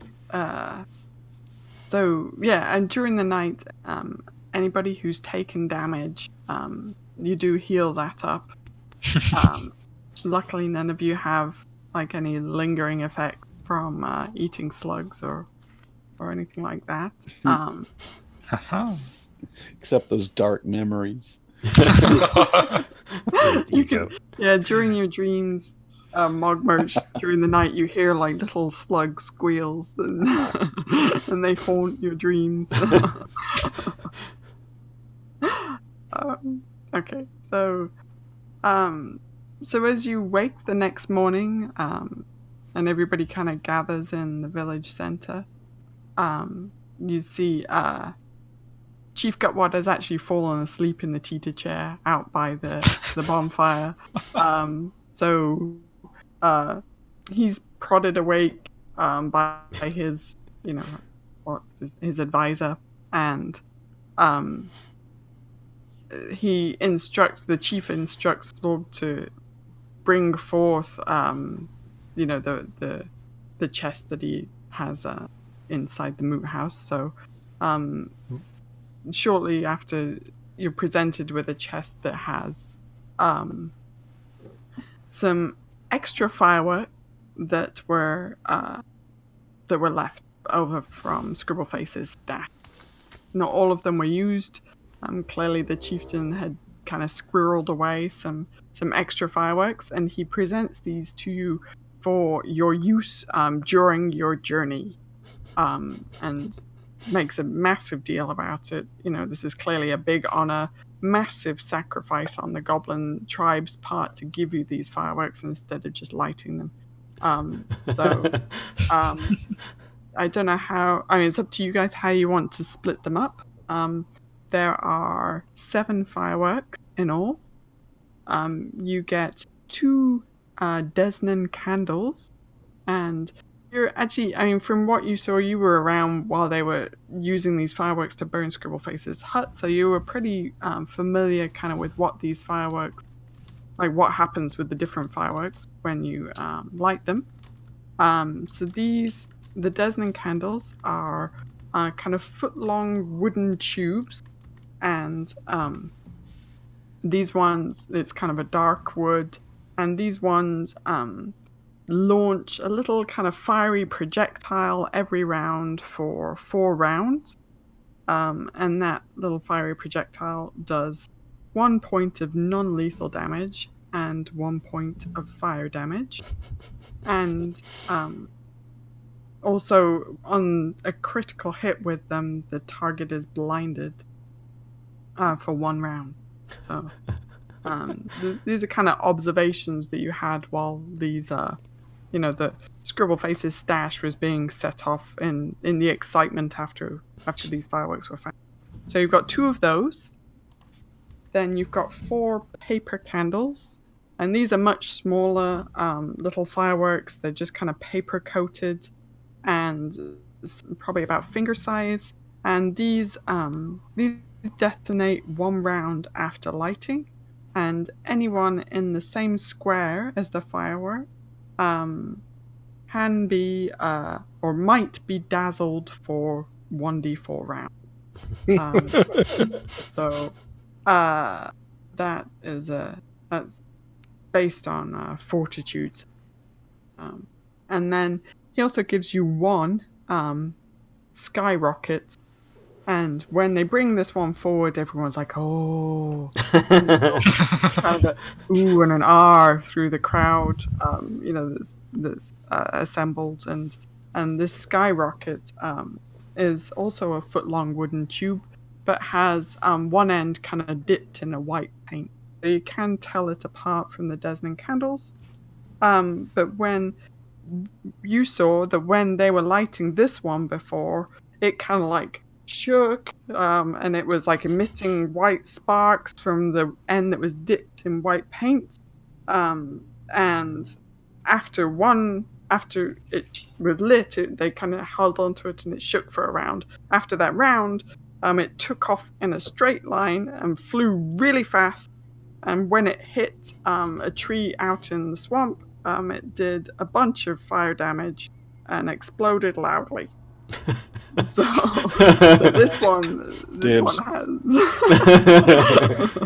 has the goblins are definitely well impressed by this file.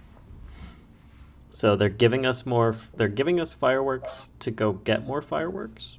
They're giving you fireworks, yeah, because they know that they know that the swamp is a dangerous place, so Gutwad wants to give you a fighting chance, and besides the jewels that he's already loaned you or gifted to you throughout the games last night, this is kind of what he feels like is a fitting equipment for you.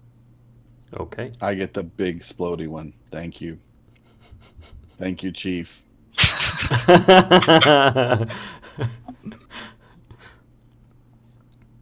I'll take at least 1 of the paper candles. I want 2 of the paper candles. I'll just go with one of the ones that does like a point of fire damage and subdual damage. I'm okay with none. I got my elixir of fire breath. I'll take. That's There's true. there's still 1 of the fiery one and 1 paper candle. I'll take. Oh, go ahead. I'll take another paper candle then. I'll take the other fiery one. Okay. 1 for each Alright, hand. so No way of you guys- lighting it, but.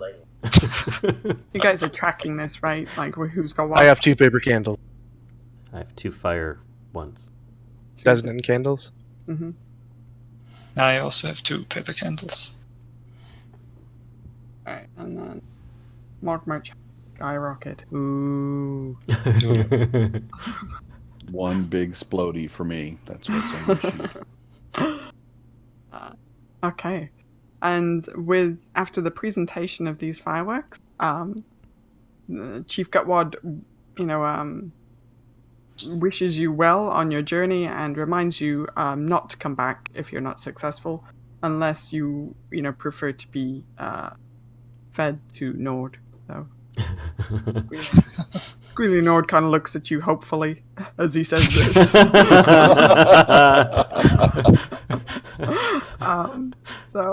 So yeah, with that, unless there's anything else you would like to do before you leave, with that, you are on your way. Yay! Is this where it goes to like Indiana Jones map, and it's you see like the little red line going. Da-da-da-da, da-da-da, da-da-da.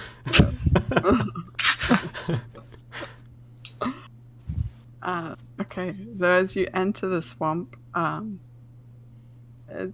marsh itself, while you kind of have a good idea where you're going, the marsh itself is a little difficult to kind of slog through. As stretches of deep water that you have to kind of work your way around. There's tangles of stinging nettles and thorny branches and everything that you kind of have to deal with.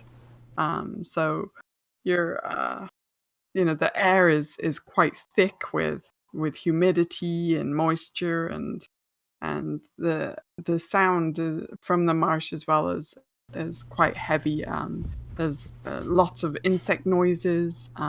As you're kind of trudging through the marshlands, you hear, scuttles that are a little bit larger than insects, you think, around you. But when you look, you just see the undergrowth moving a little bit. You can't pinpoint, specific creatures that are making these. Might these scuttles be associated with what is it? The creepy crawly thing that eats babies? I can't remember the name of it. Many-legged thing that ate many goblin babies. Goblin baby many. Yeah, actually, do you want to maybe make a knowledge local check to see what you know about? So that's just going to be a straight up roll, I'm guessing, because I don't have any knowledge skills and my intelligence is 10. Yeah. 8. Yeah, make one too. Can I try? I have a plus for local Yeah, go knowledge. for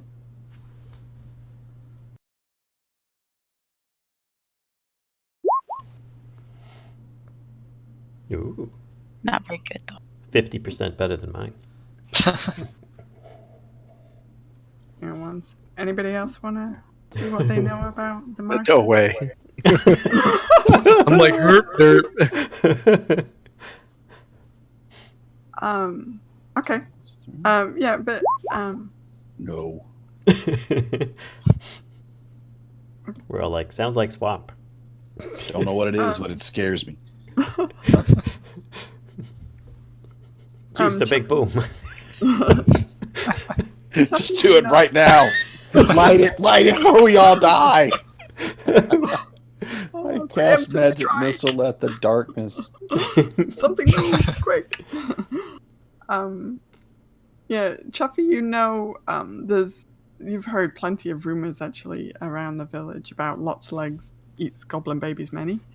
And you know that, the rumors say that this is a giant spider that lives somewhere in this marshland between your village and the coastline. And actually, you're pretty sure that based on Scribbleface's map, you think that the map is going to take you possibly through the Lots Legs territory. Of course. So it was really smart to run out there in the middle of the night last night, huh? Yeah, the hiding game didn't quite go that far into the marsh. Lots Legs doesn't come too close to Licktoad Village, but but you know of some rumors around this giant spider being. Should I just inform people that I think it's a giant spider? It's That is entirely up to you entirely. No. Well, hey guys, I heard that this thing is a giant spider. It kind of sounds like a giant spider. What? Maybe Stain Crush can smell it or point us to it if we follow him, which is my pet spider in a cage. Wait, I don't know. Don't spiders have like spider sense?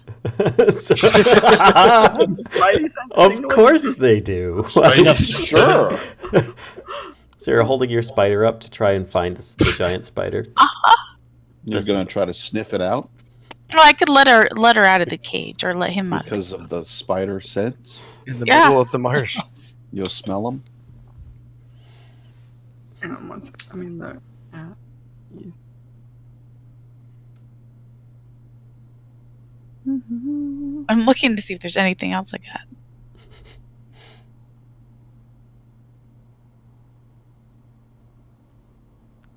What about so- perception or intuition?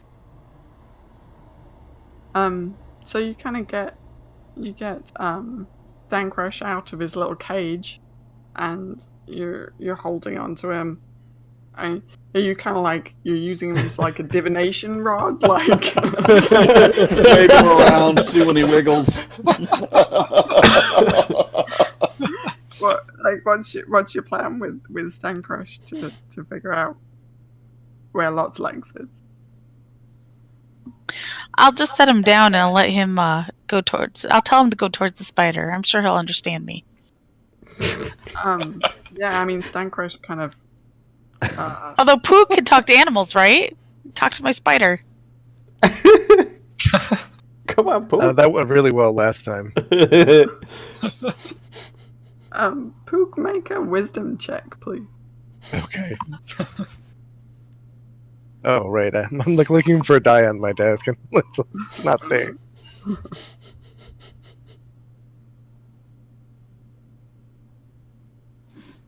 All right, so it looks like I have a wisdom of 15. Yeah. So +3, we said. Yeah.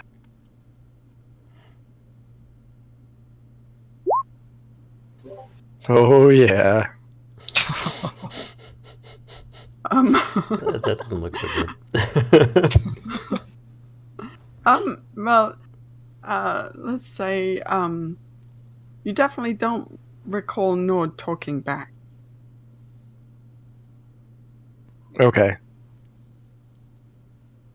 So, I mean, in your kind of experience with this, with your use of this spell, you can say things to animals, but, you know, whether they talk back or, you know, kind of, or do what you are asking them to or do what you're telling them to do, is an entirely different matter.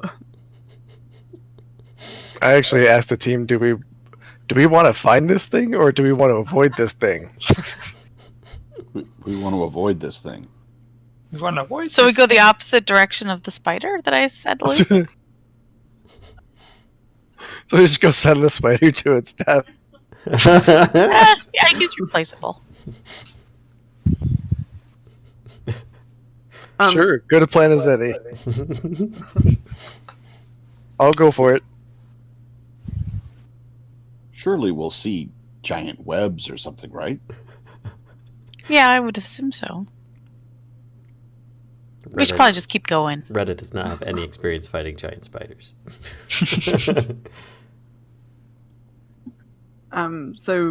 So your plan is to go kind of in the opposite direction than Stancrush, who just kind of.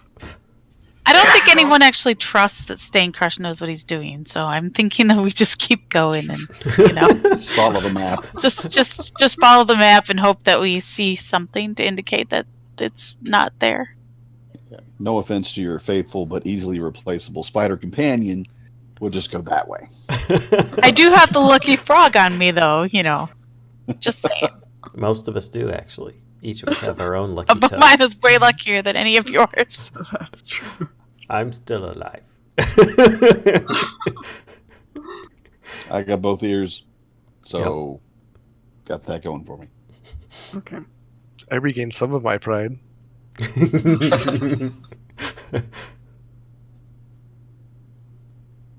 Whereas then, the group consensus is that you're proceeding along the route the map indicates, but with caution. Is that kind of what? Yes. Yep. I have my bow out. Okay. right. So so Stankrush is kind of long gone at this point. He's scuttled into the undergrowth. And she goes on to live a happy life. He finds Mrs. Stankrush, and they settle down together and Have lots of babies and eat them. Lots of spider babies. Yeah. I'm gonna Getting repopulate by- it. You're the one I've always wanted to chop off my head and eat me. And you continue on your journey. Chuffy, you now have kind of an empty cage that makes a little lonely space in your heart. You remember how Stankrush used to climb around and around in that cage. But you continue on through the marsh, and I'd like you to also make a perception check. Uh-oh.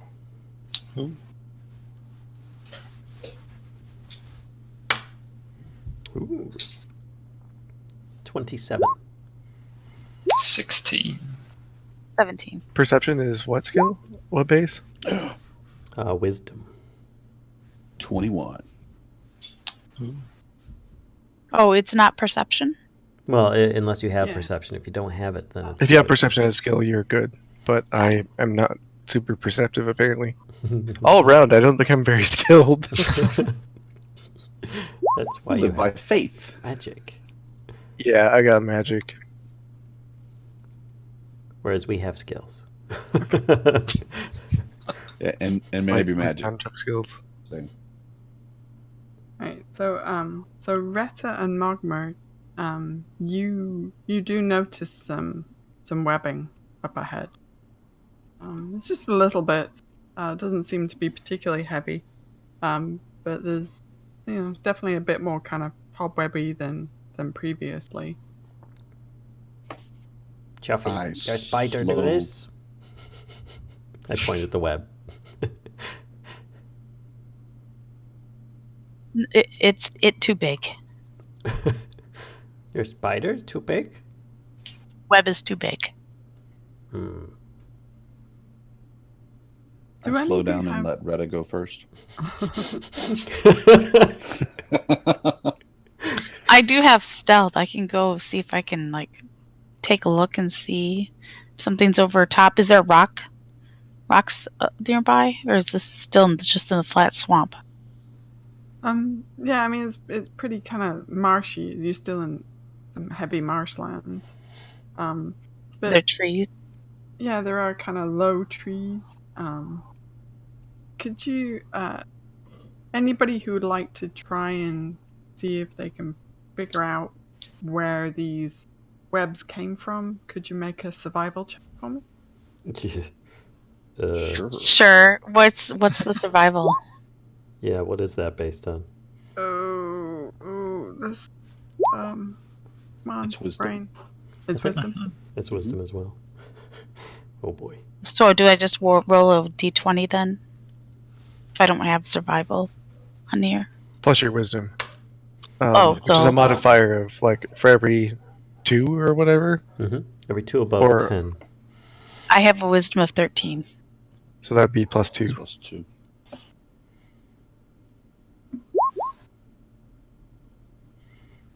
I got 14. 16. 18. Okay. So, did anybody get less than 10? No. No. We're a very decided- survivalistic level 1 We just- group of goblins. Oh, yeah. That's how we're going to be level 2. Then you can actually kind of get a pretty good idea of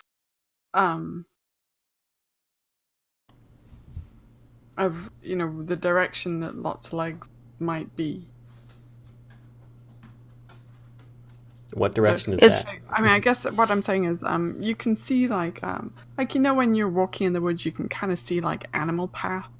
Mhm. You can see little tracks.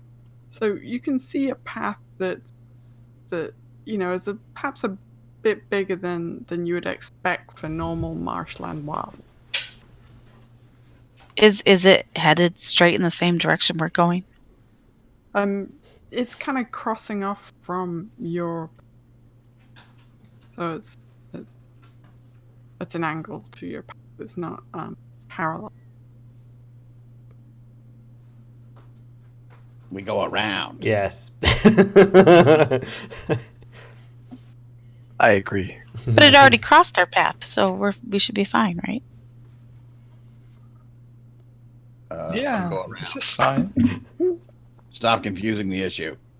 Okay.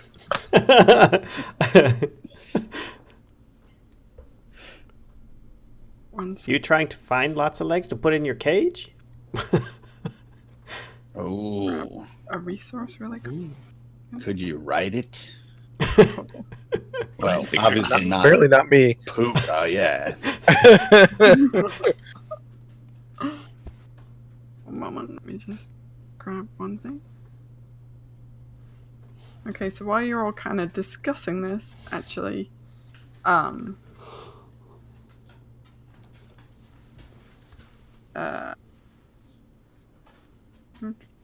Oh, there's Yeah. lines on the map.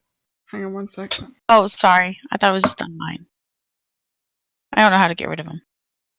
You can select them. Oh. So as you're all discussing this, actually, Lots of Legs herself makes an appearance and drops Of course she down does. from Ah. the trees above. And she doesn't drop all the way to the floor, but she does a ranged attack at Chuffy. Quick, Me put roll. her in your cage.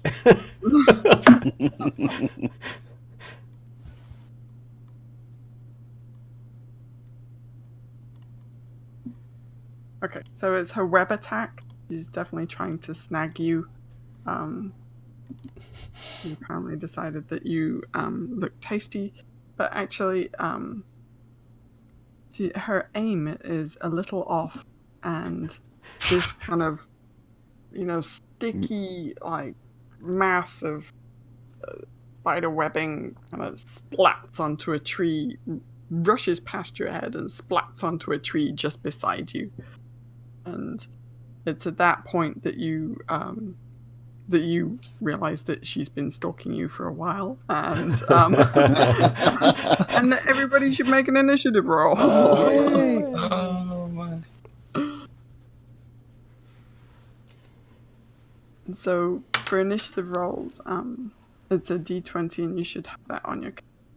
Yeah, it'll be listed as INIT at the top.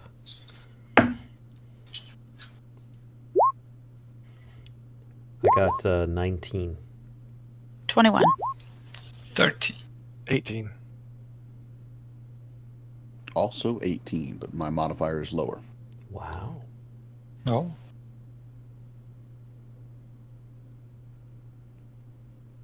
Okay. All right.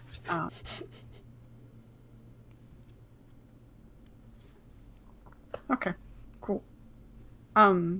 So yeah, this happens. The webby goo flies past Chuffy's head and sticks to a tree next to you. It's clear that this was intended to grab you, Chuffy, and impede your progress.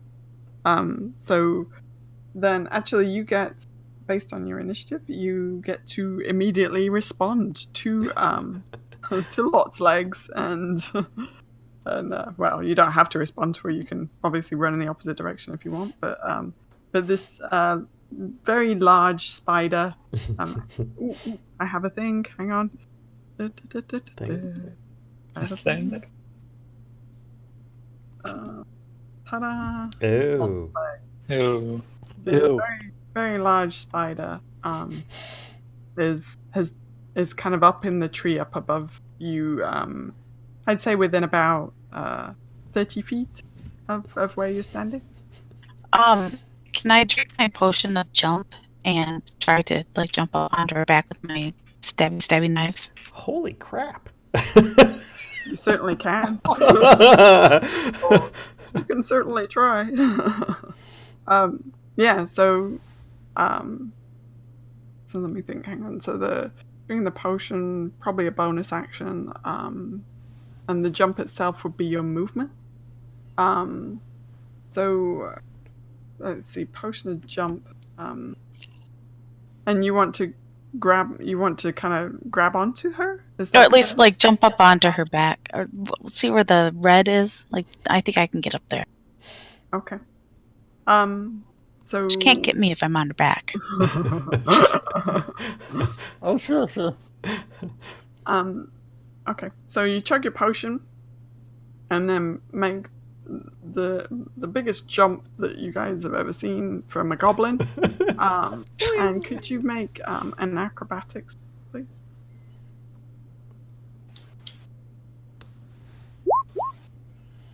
$20.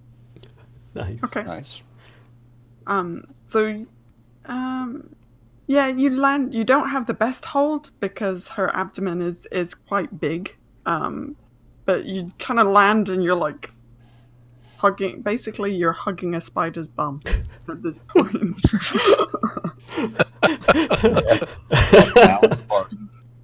Bum hugger. I'm not sure what to do from here, but you know. Well, that's probably used up pretty much your turn. So at this point, it would actually be Retta. So yeah, I mean, you see Chuffy down a potion and then jump, and it's almost like Velcro wall, you know. Chuffy's just like onto the back of the spider, and is now hugging lots of legs. How far away is Lots of Legs from me? She's probably about from. Well, I suppose we don't really have much of a marching order, really. But if I'm going to say in general from the group, she's about 30. Okay. That's a heck of a jump. Yeah, I was just thinking I'm going to get some shit. Retta probably back up a few feet and then take a shot with her short bow, I guess. Say again? I guess Retta would probably back up a few feet and take a shot with her short bow. Okay. Go for it. Chuffy, she won't fit in your cage. And I roll a 23 to hit. That hit. Absolutely, do some damage.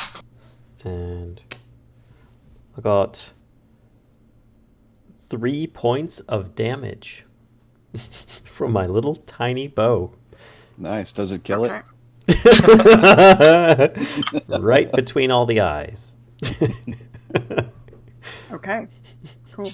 Are you going to move at all, or are you staying where you're at? I said I just back up a few feet. Oh, okay. Okay. So then next up is Poog. All right, I'm gonna, I guess, move towards it slightly. I don't know. I can move like what, 30 feet per turn or something. Yep. Let's go with about 15 feet. Is that accurate? Yep. Is that something I can do? Mm-hmm. Okay. And then I will throw a firebolt at it. Okay. So the firebolt does 1d6 points of fire damage. So if you roll a d6. All right.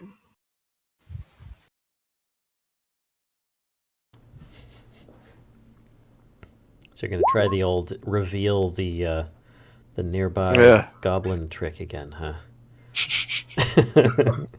Yep. This time I'm revealing Goblin on the Chuffy's location. Alright, hey, magic user people, is firebolt, is that a ranged? Do you have to do like a ranged? It seems like a ranged spell attack, isn't it? Okay. Yeah. It seems like it would be. Yeah, so could you do a quick ranged one to make sure that one hits? Or did you already?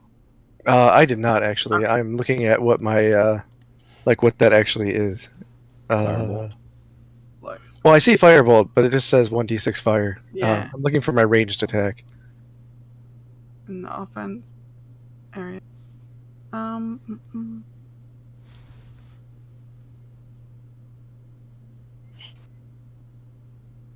Yeah, you have to succeed on a ranged touch attack, which should be pretty easy.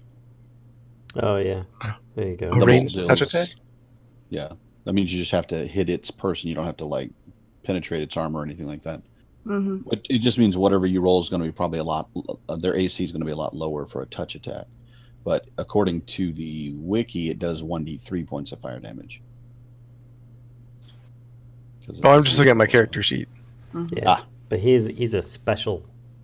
He's a special you goblin. mind. Does 1d6. So you have. So let's use your deck for your ranged touch. Oh boy. Okay.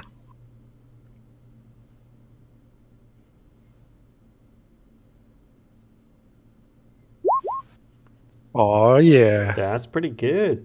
Yep, that definitely hit. So you did the 2 points of damage there to her, and you see her hiss a little bit, and you also see Chuffy. You're getting basically shit is flying towards you now. You're seeing your cohorts there make ranged attacks, and it's a little worrying how close those are to your personage. She knew what she get, or he knew what he was getting into. And we're shooting the spider you're currently trying to put in your cage. So next up is Mogmert. Mogmort yells out, Chappie, why would you go where the fire is going to be? flings a flask of alchemist fire. That's probably going to be your range. +6 for my ranged. And I take a -2 because of the range increment. Okay. So you have to. I would actually only have a 17 for that roll. Which You hopefully still hits. Yep, you still hit. Okay, 1d6 +2. Chuffy is now on fire. Oh. It takes only 3 points of fire damage. It is on fire. It can take a full round action to put itself out on its next turn, and Chuffy takes 1 point of fire damage. But he is not on fire. Oh, Yet. Poog will solve that problem. Hey, I'm pretty sure we all are. Like at least 2 out of the 3 people that firing has been with fire attacks. Lots of fire. yeah, well, lots of fun. So, Choppy, get back. Chuffy, you see this small bomb that you're familiar with what Mogmert and Remty kind of do, and you see this fly towards Lot's legs, and it's a little worrying because you know you're about to get scorched, and sure enough, some of the alchemist fire kind of splatters onto you and scorches you as well.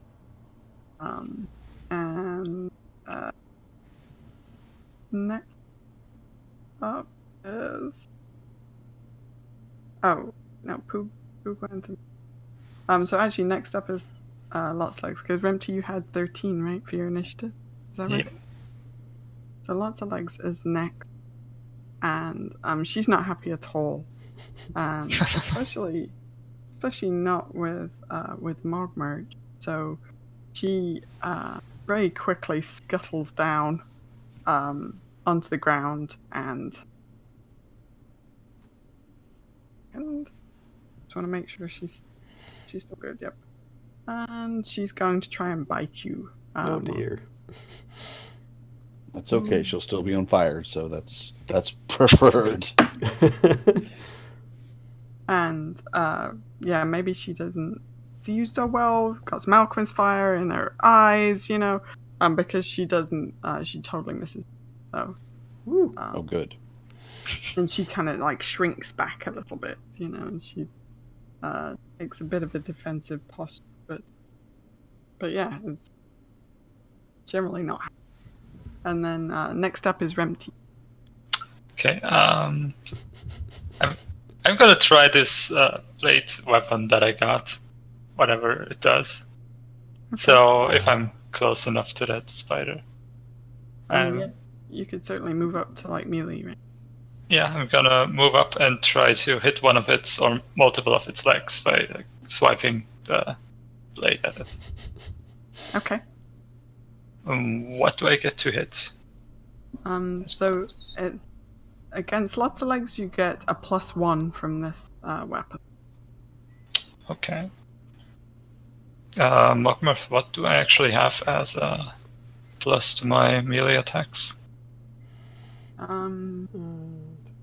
Actually, it doesn't. Your strength is 8, right? Yep. +0. So Melee well, attacks. you would have the +1 from the sword, but that would be it, right? Yeah. Yep.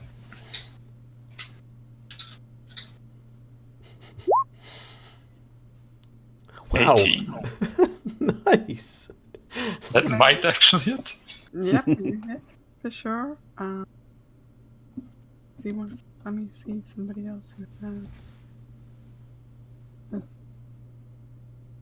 It doesn't. The damage doesn't seem to be anything particularly special, than you would expect. So it's just 1d4 plus 1 against.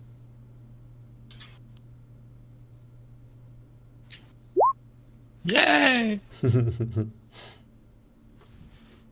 So that's 5 Nice. damage. Bam. Nailed it. Okay. Lots of lets out a big hiss, and one of her legs is severely injured, and you see her kind of lift it, from the ground. She can't, use that leg really anymore. Yay! Okay. And so then next up, Chuffy. You're still on lots of legs back, a little scorched. There's stuff flying at you, and you just saw a blade kind of swing. I mean, not particularly close to you, but it's still a little worrying. I was thinking about trying to stab her and then jump off before you guys all kill me. Now, Okay. come on. Have you seen Starship Troopers? Right? Multiple times, yes. Yeah, you need to cut a hole in that thing's back, and I'll give you a bomb. Just saying.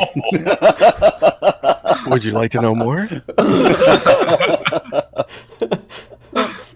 In general, I'll say you will notice actually that lots of legs has taken. She's taken damage from almost everybody, and she's not looking so great now. She's limping. She's burnt. She's yeah. Stabbed, not damn doing so heroes. great. pierced, jumped Big on. damn heroes. Come Yeah, on. but you Chuffy, you could Finish her. swing your blade at her, which would you get a +5 on your d20 roll to hit her. Hard to argue with a +5.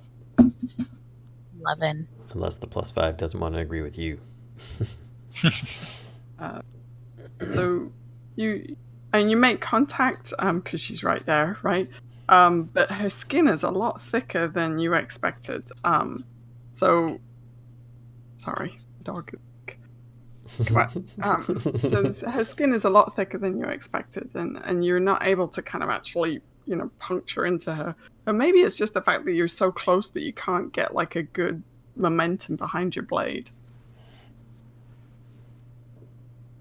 Okay, so then, do you want to move at all, or are you gonna? Yeah. No, I want to jump off. Okay. All right. Yeah, you can easily jump off now. Are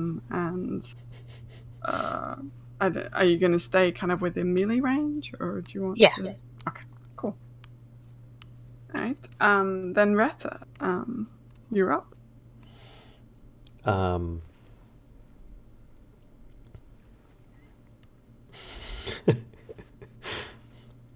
Just looking at what Reta's like in battle.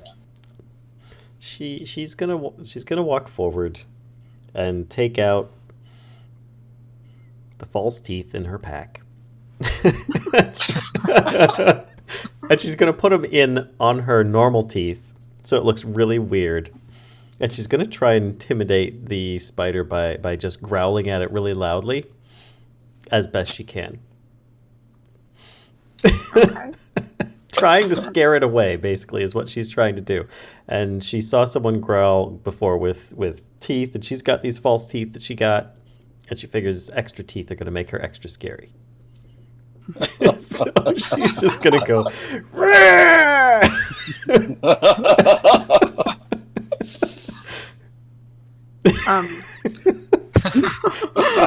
Which, me personally, I know this is not going to have any effect at all, but she's going to do that. Okay. And do you want to make an intimidation check with your negative modifier for your charisma there? Most definitely. The teeth probably make her look somehow cute instead of scary. So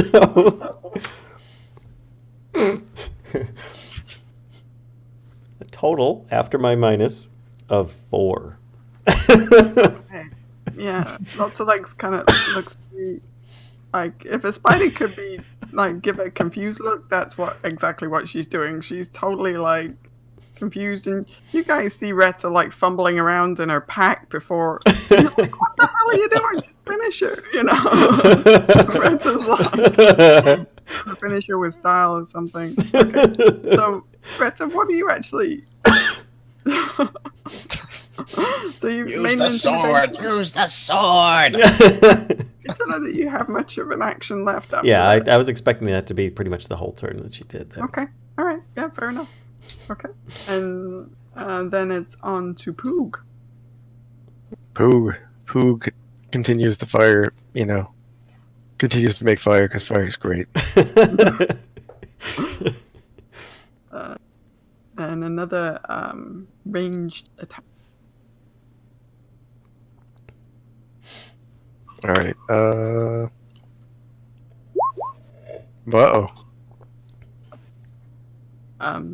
Nope, that one goes wild. It shoots off into the into the woodlands somewhere, and you hear a squirrel go. I still rejoice at killing this squirrel. We get XP for that. We get XP for that. I'm writing it down.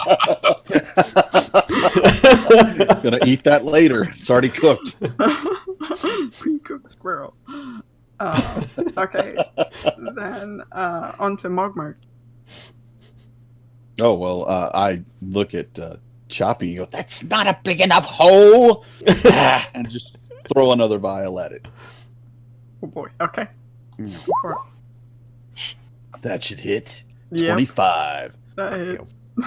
And it takes this damage from that one, and then it takes 1d6 damage from being on fire from the last one. hmm Oof, so 8 Whoa. points of damage total. Yeah. That's one toasty spider. Fire! Let me check one thing really quick.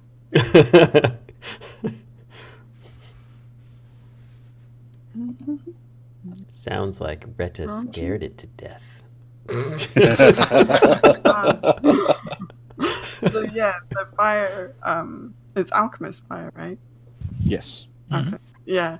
The alchemist fire hits lots of legs and splatters her like very thoroughly. And it burns her, and you hear this kind of shrieking, like hissing coming from her. You can't tell if she's actually hissing because she's on fire, or if it is the fire itself, like cooking the spider. And she like just it's like curls up and is trying to like she's basically kind of rolling around, not like literally rolling around, but she's like scuttling around, like trying to get away from it, but obviously it is very well stuck to her, being the nature that it is, and does actually finish her off. So lots of legs. After You're good with fire, Mogmarch. yeah, she does. She does keel over and does the classic spider on its back with its legs curled up kind of thing, and expires. Ah. Oh yes, lots of legs is dead. Well done. Now, Retta puts the teeth away and says, Works every time. Use your sword. Cut it open. See if it has any treasure. That sounds like a really good idea. Yep. I'll take out my Hogwarts dog. knows Yeah. that's not a good idea. Hogwarts is absolutely fine with you using your sword for something. She'd pull out her dog slicer and try chopping it up for treasure. Okay. It's a spider. Doesn't eat things. So yeah, I mean, yeah, you dismember the spider thoroughly, and it looks like it looks like a pretty gruesome murder scene by the time you're done. But all you find actually is spider gut. Do I get a new set of spider teeth? Yeah, I mean, if you want to collect said spider teeth, lots of like spider Lots. teeth. Definitely. Actually, you think it would be a fine trophy to take back to the village and proclaim That's what I was thinking. the marsh clear of the threat was lots of legs and goblin babies everywhere. Well, thank you. Should we take it back before we get the fireworks? No. No, I don't want to be fed to Steely Dan. Squealy Nord. Squealy Nord, right that. Close enough.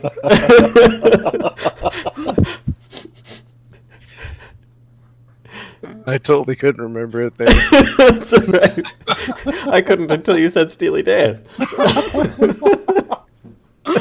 All right. So, what would you like to do next? Well, we should find where it lived and see if there's treasure there. I need money to make more bombs. You do. No, Marcus, seriously. I need more money. You feel like Make more bombs. you do feel like you saw I mean, the thing that started this all, right, was you saw a track off to the path, off the side of the path that you're following, that did look a little larger than usual. So, Sounds like a plan to me. Let's follow the trail. you're fairly certain that that's a track, kind of trail back to her lair, if So she we- has one. So we might find baby goblin bits. So, are you guys all taking this path? I am taking that path. Yes, we will skip Yeah. happily down this path. Surely there's nothing dangerous left in this one. Got my new spider jaws. You're good. I'm good. So it doesn't take too long of skipping merrily down the path to come up to basically a dead fall of several old trees that is clearly lots of legs lair. It's very kind of heavily webbed.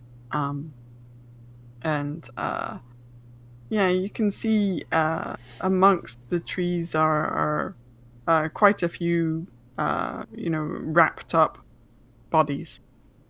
Like webbed bodies, they're kind of wrapped in web. Well, there's loot there. I would like to make a smell check. I'm serious. Though. She has a skill to smell out like any kind of dog-like entities. Can you make a roll, please? Let me see how it works.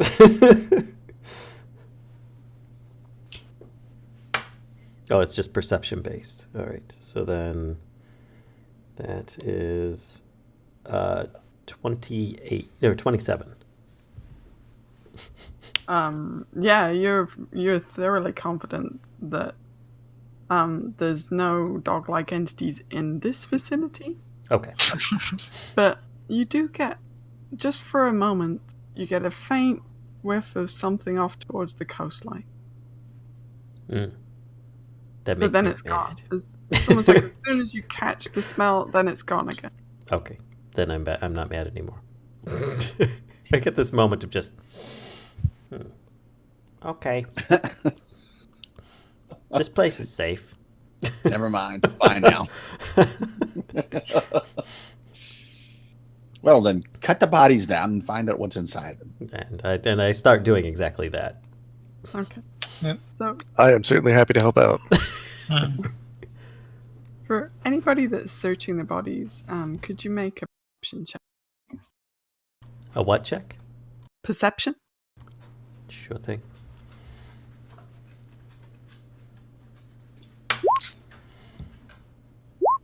$21. 9. 19. 6. I find my feet. I smell them. Mark, are you Damn abstaining? it, Reddit, go away.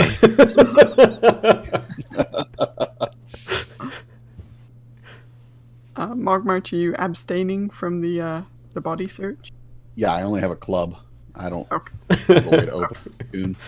Um, And I'm kind of getting the feeling I have minions to do that. You haven't said anything that Reddit disagrees with so far. So, Retta and Rempty, you do find some bits and pieces amongst the bodies. Unfortunately, Poog and Chuffy are not so thorough. So amongst the bodies, you find the following bits and pieces. There's 24 gold pieces, which you're well impressed with. This is Each of us or total? total. Okay. We split half. Yeah. Poog and Chuffy watches gold exchanges hands, but none seems to be coming your way. I hold some up and look at Mug Merch and say, "Good idea, thank you." And I just put it in my pocket. You also find a small masterwork light crossbow with 11 bolts. Oh, yes, please. Nice. You also find a single pearl, Ooh. Ooh. 2 potions of cure moderate wounds. What? Man. Jeez. I know. A potion of bull's strength, Nice. and a Somebody potion writing of all this down, bear's right? endurance. A bear's endurance. Okay. hmm And then lastly, you find a little package of wax paper that you can kind of, I mean, it's like typical wax paper, so you can kind of see through it a little bit. And this was clearly off one of the human bodies because it contains 6 pieces of licorice flavored taffy. Oh, licorice. Ugh. That's the worst. Yep, that is the worst. Agreed. Really? I'll take the Slug is slugs the worst. any day. Slug is the worst. Slugs. I don't know, black licorice. Geez. Hey. Retta Black absolutely loves black licorice, so it is gone in a flash of an eye. Or, you know, What? like, in an instant. Just, Where did it go? Hey. just like hey. wax paper and all. Ow! She actually might have like chomped a little bit of her finger in the process, or anybody else's that might have been nearby. She'd keep the How gold big pieces- is your mouth? Is it? She has a trait that gives her a balloon head, so Okay. she's balloon headed. And yeah, she just would want the crossbow and the gold pieces that she got. The rest of it, she really wouldn't care about. So I hold all these potions in my hand and get back. And I'm like, who wants these? I know the most about them. Give them all to me. I'll just throw it all at him. They'll explode. Can do, please. Very durable, strong, yield. Anything you've learned? Working together, we don't throw bottled items at each other. Sorry. I thought that's how you two got into this. Remember when we had a third roommate Oh, yeah. who we don't name? That guy. Yeah. Maybe a charred remain in the swamp right now. But One day we will remember him. All right, so 2 cure moderate, a bull's strength, and a bear's endurance. Yep. Nice. Does that crossbow do 1d8? You're gonna ask me to look this up on. No, I'm assuming that it does. It's just that I've got a short bow that does 1d4. So it's like, what? Is the crossbow small sized? It is small. Yeah. Oh, Then it won't do 1d8. Yeah, that's why I was. You want me to look it up so you don't have to? I don't Oh, if you have it handy, sure. know so much, but the SRD's up, so. Sit. Good girl.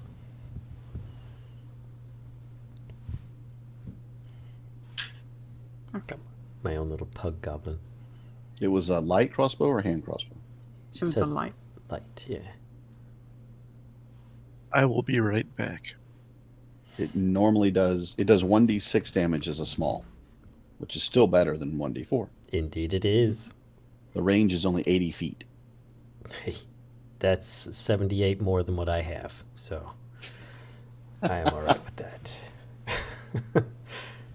Now I'm lots of legs.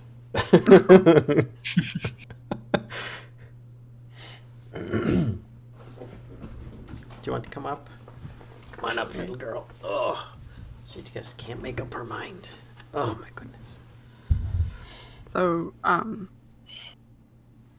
so the path continues on, actually. So it, the point indicated on the map isn't quite on the coast, but it does take you somewhat close to the coast. Okay. Do we want to Yeah. take a break actually before we get there, or? Well, I was going to ask, how long are we playing? What's our timetable? Originally an hour ago. Yeah. Is it okay? Well, I have to say, I'm looking at the clock, and because I got a message about the kids doing whatever, and I went, well, must be time difference. I thought it was 1 o'clock, but it's 2 already, and it can't be running late. Come on. So, but yeah, so maybe we should take a break here. I'd like to play more, but I need to start getting things done with the kids. Yeah, sure. What about you? How do you need? Well, how long are we planning to break for? Mm. Till next month. I mean, Right. I mean, we'd have to reschedule a whole other get together for I that guess. one. were we planning on? I mean, playing more today? I thought it was like Valen said, till 1 o'clock or 1 my time. But Yeah. I mean, it mean, was originally. I don't supposed to wanna just a be couple hours. the downer. Okay, cool. So So I have no GG, idea. though. I do not know how much more there is to the adventure, though, as I I'm don't either. not privy to that information.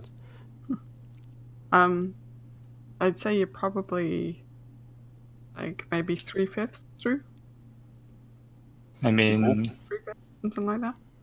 we can attempt to reschedule another session Okay. Finish it up. Yeah. and then finish it up there. If everyone's on par with that, then that's cool with me. Yeah, we're fine. We should probably wait until Pooh gets back. Oh, he's fine too. I'm back. Yeah. All right. So I guess we're gonna call it here then. Yes. Yeah, I had it's fun like for sure. And I'd like to. Oh, keep playing, yeah. but Okay. I kind of. It's a good breaking spot in the flow. Mhm. Before we get Sweet. into the next bit is fairly chunky, so Kashka, good job. Yeah. Yeah, well done. Definitely. All right. thank you guys very much. You're very kind, and I'm leaning heavily on your knowledge of all the stuff and things. Me too. Well, not too much knowledge to lean on here. Yeah, I was gonna say, you're not talking about me. And yeah, I think I need to find a better wiki before we play. So I'm not like, cool. All right. stuff. Well, for those that are watching, Yeah. I hope you guys enjoyed. We were intending it to be a one shot deal, but it looks like it's going to be 2. Sorry. No, that's all Sorry. right. I mean, we were all having fun. That's the whole point of it. So I'm cool with that. Nothing like stretching out fun to 2 episodes. So I hope you guys all enjoyed, and I'm going to end it here, and we'll see you later. We will put up more information. Hi, kids. We'll put Hi, up more elf kids. I'll put up another vlog on the channel or something like that in the Discord as well as to when we expect to have the next one set, so that there will be a little bit more advanced knowledge on it. So I hope you all enjoyed, and until next time, folks, we'll see you. Bye. Bye. I'm Wave, also Hellfire. waving. Wave, yes.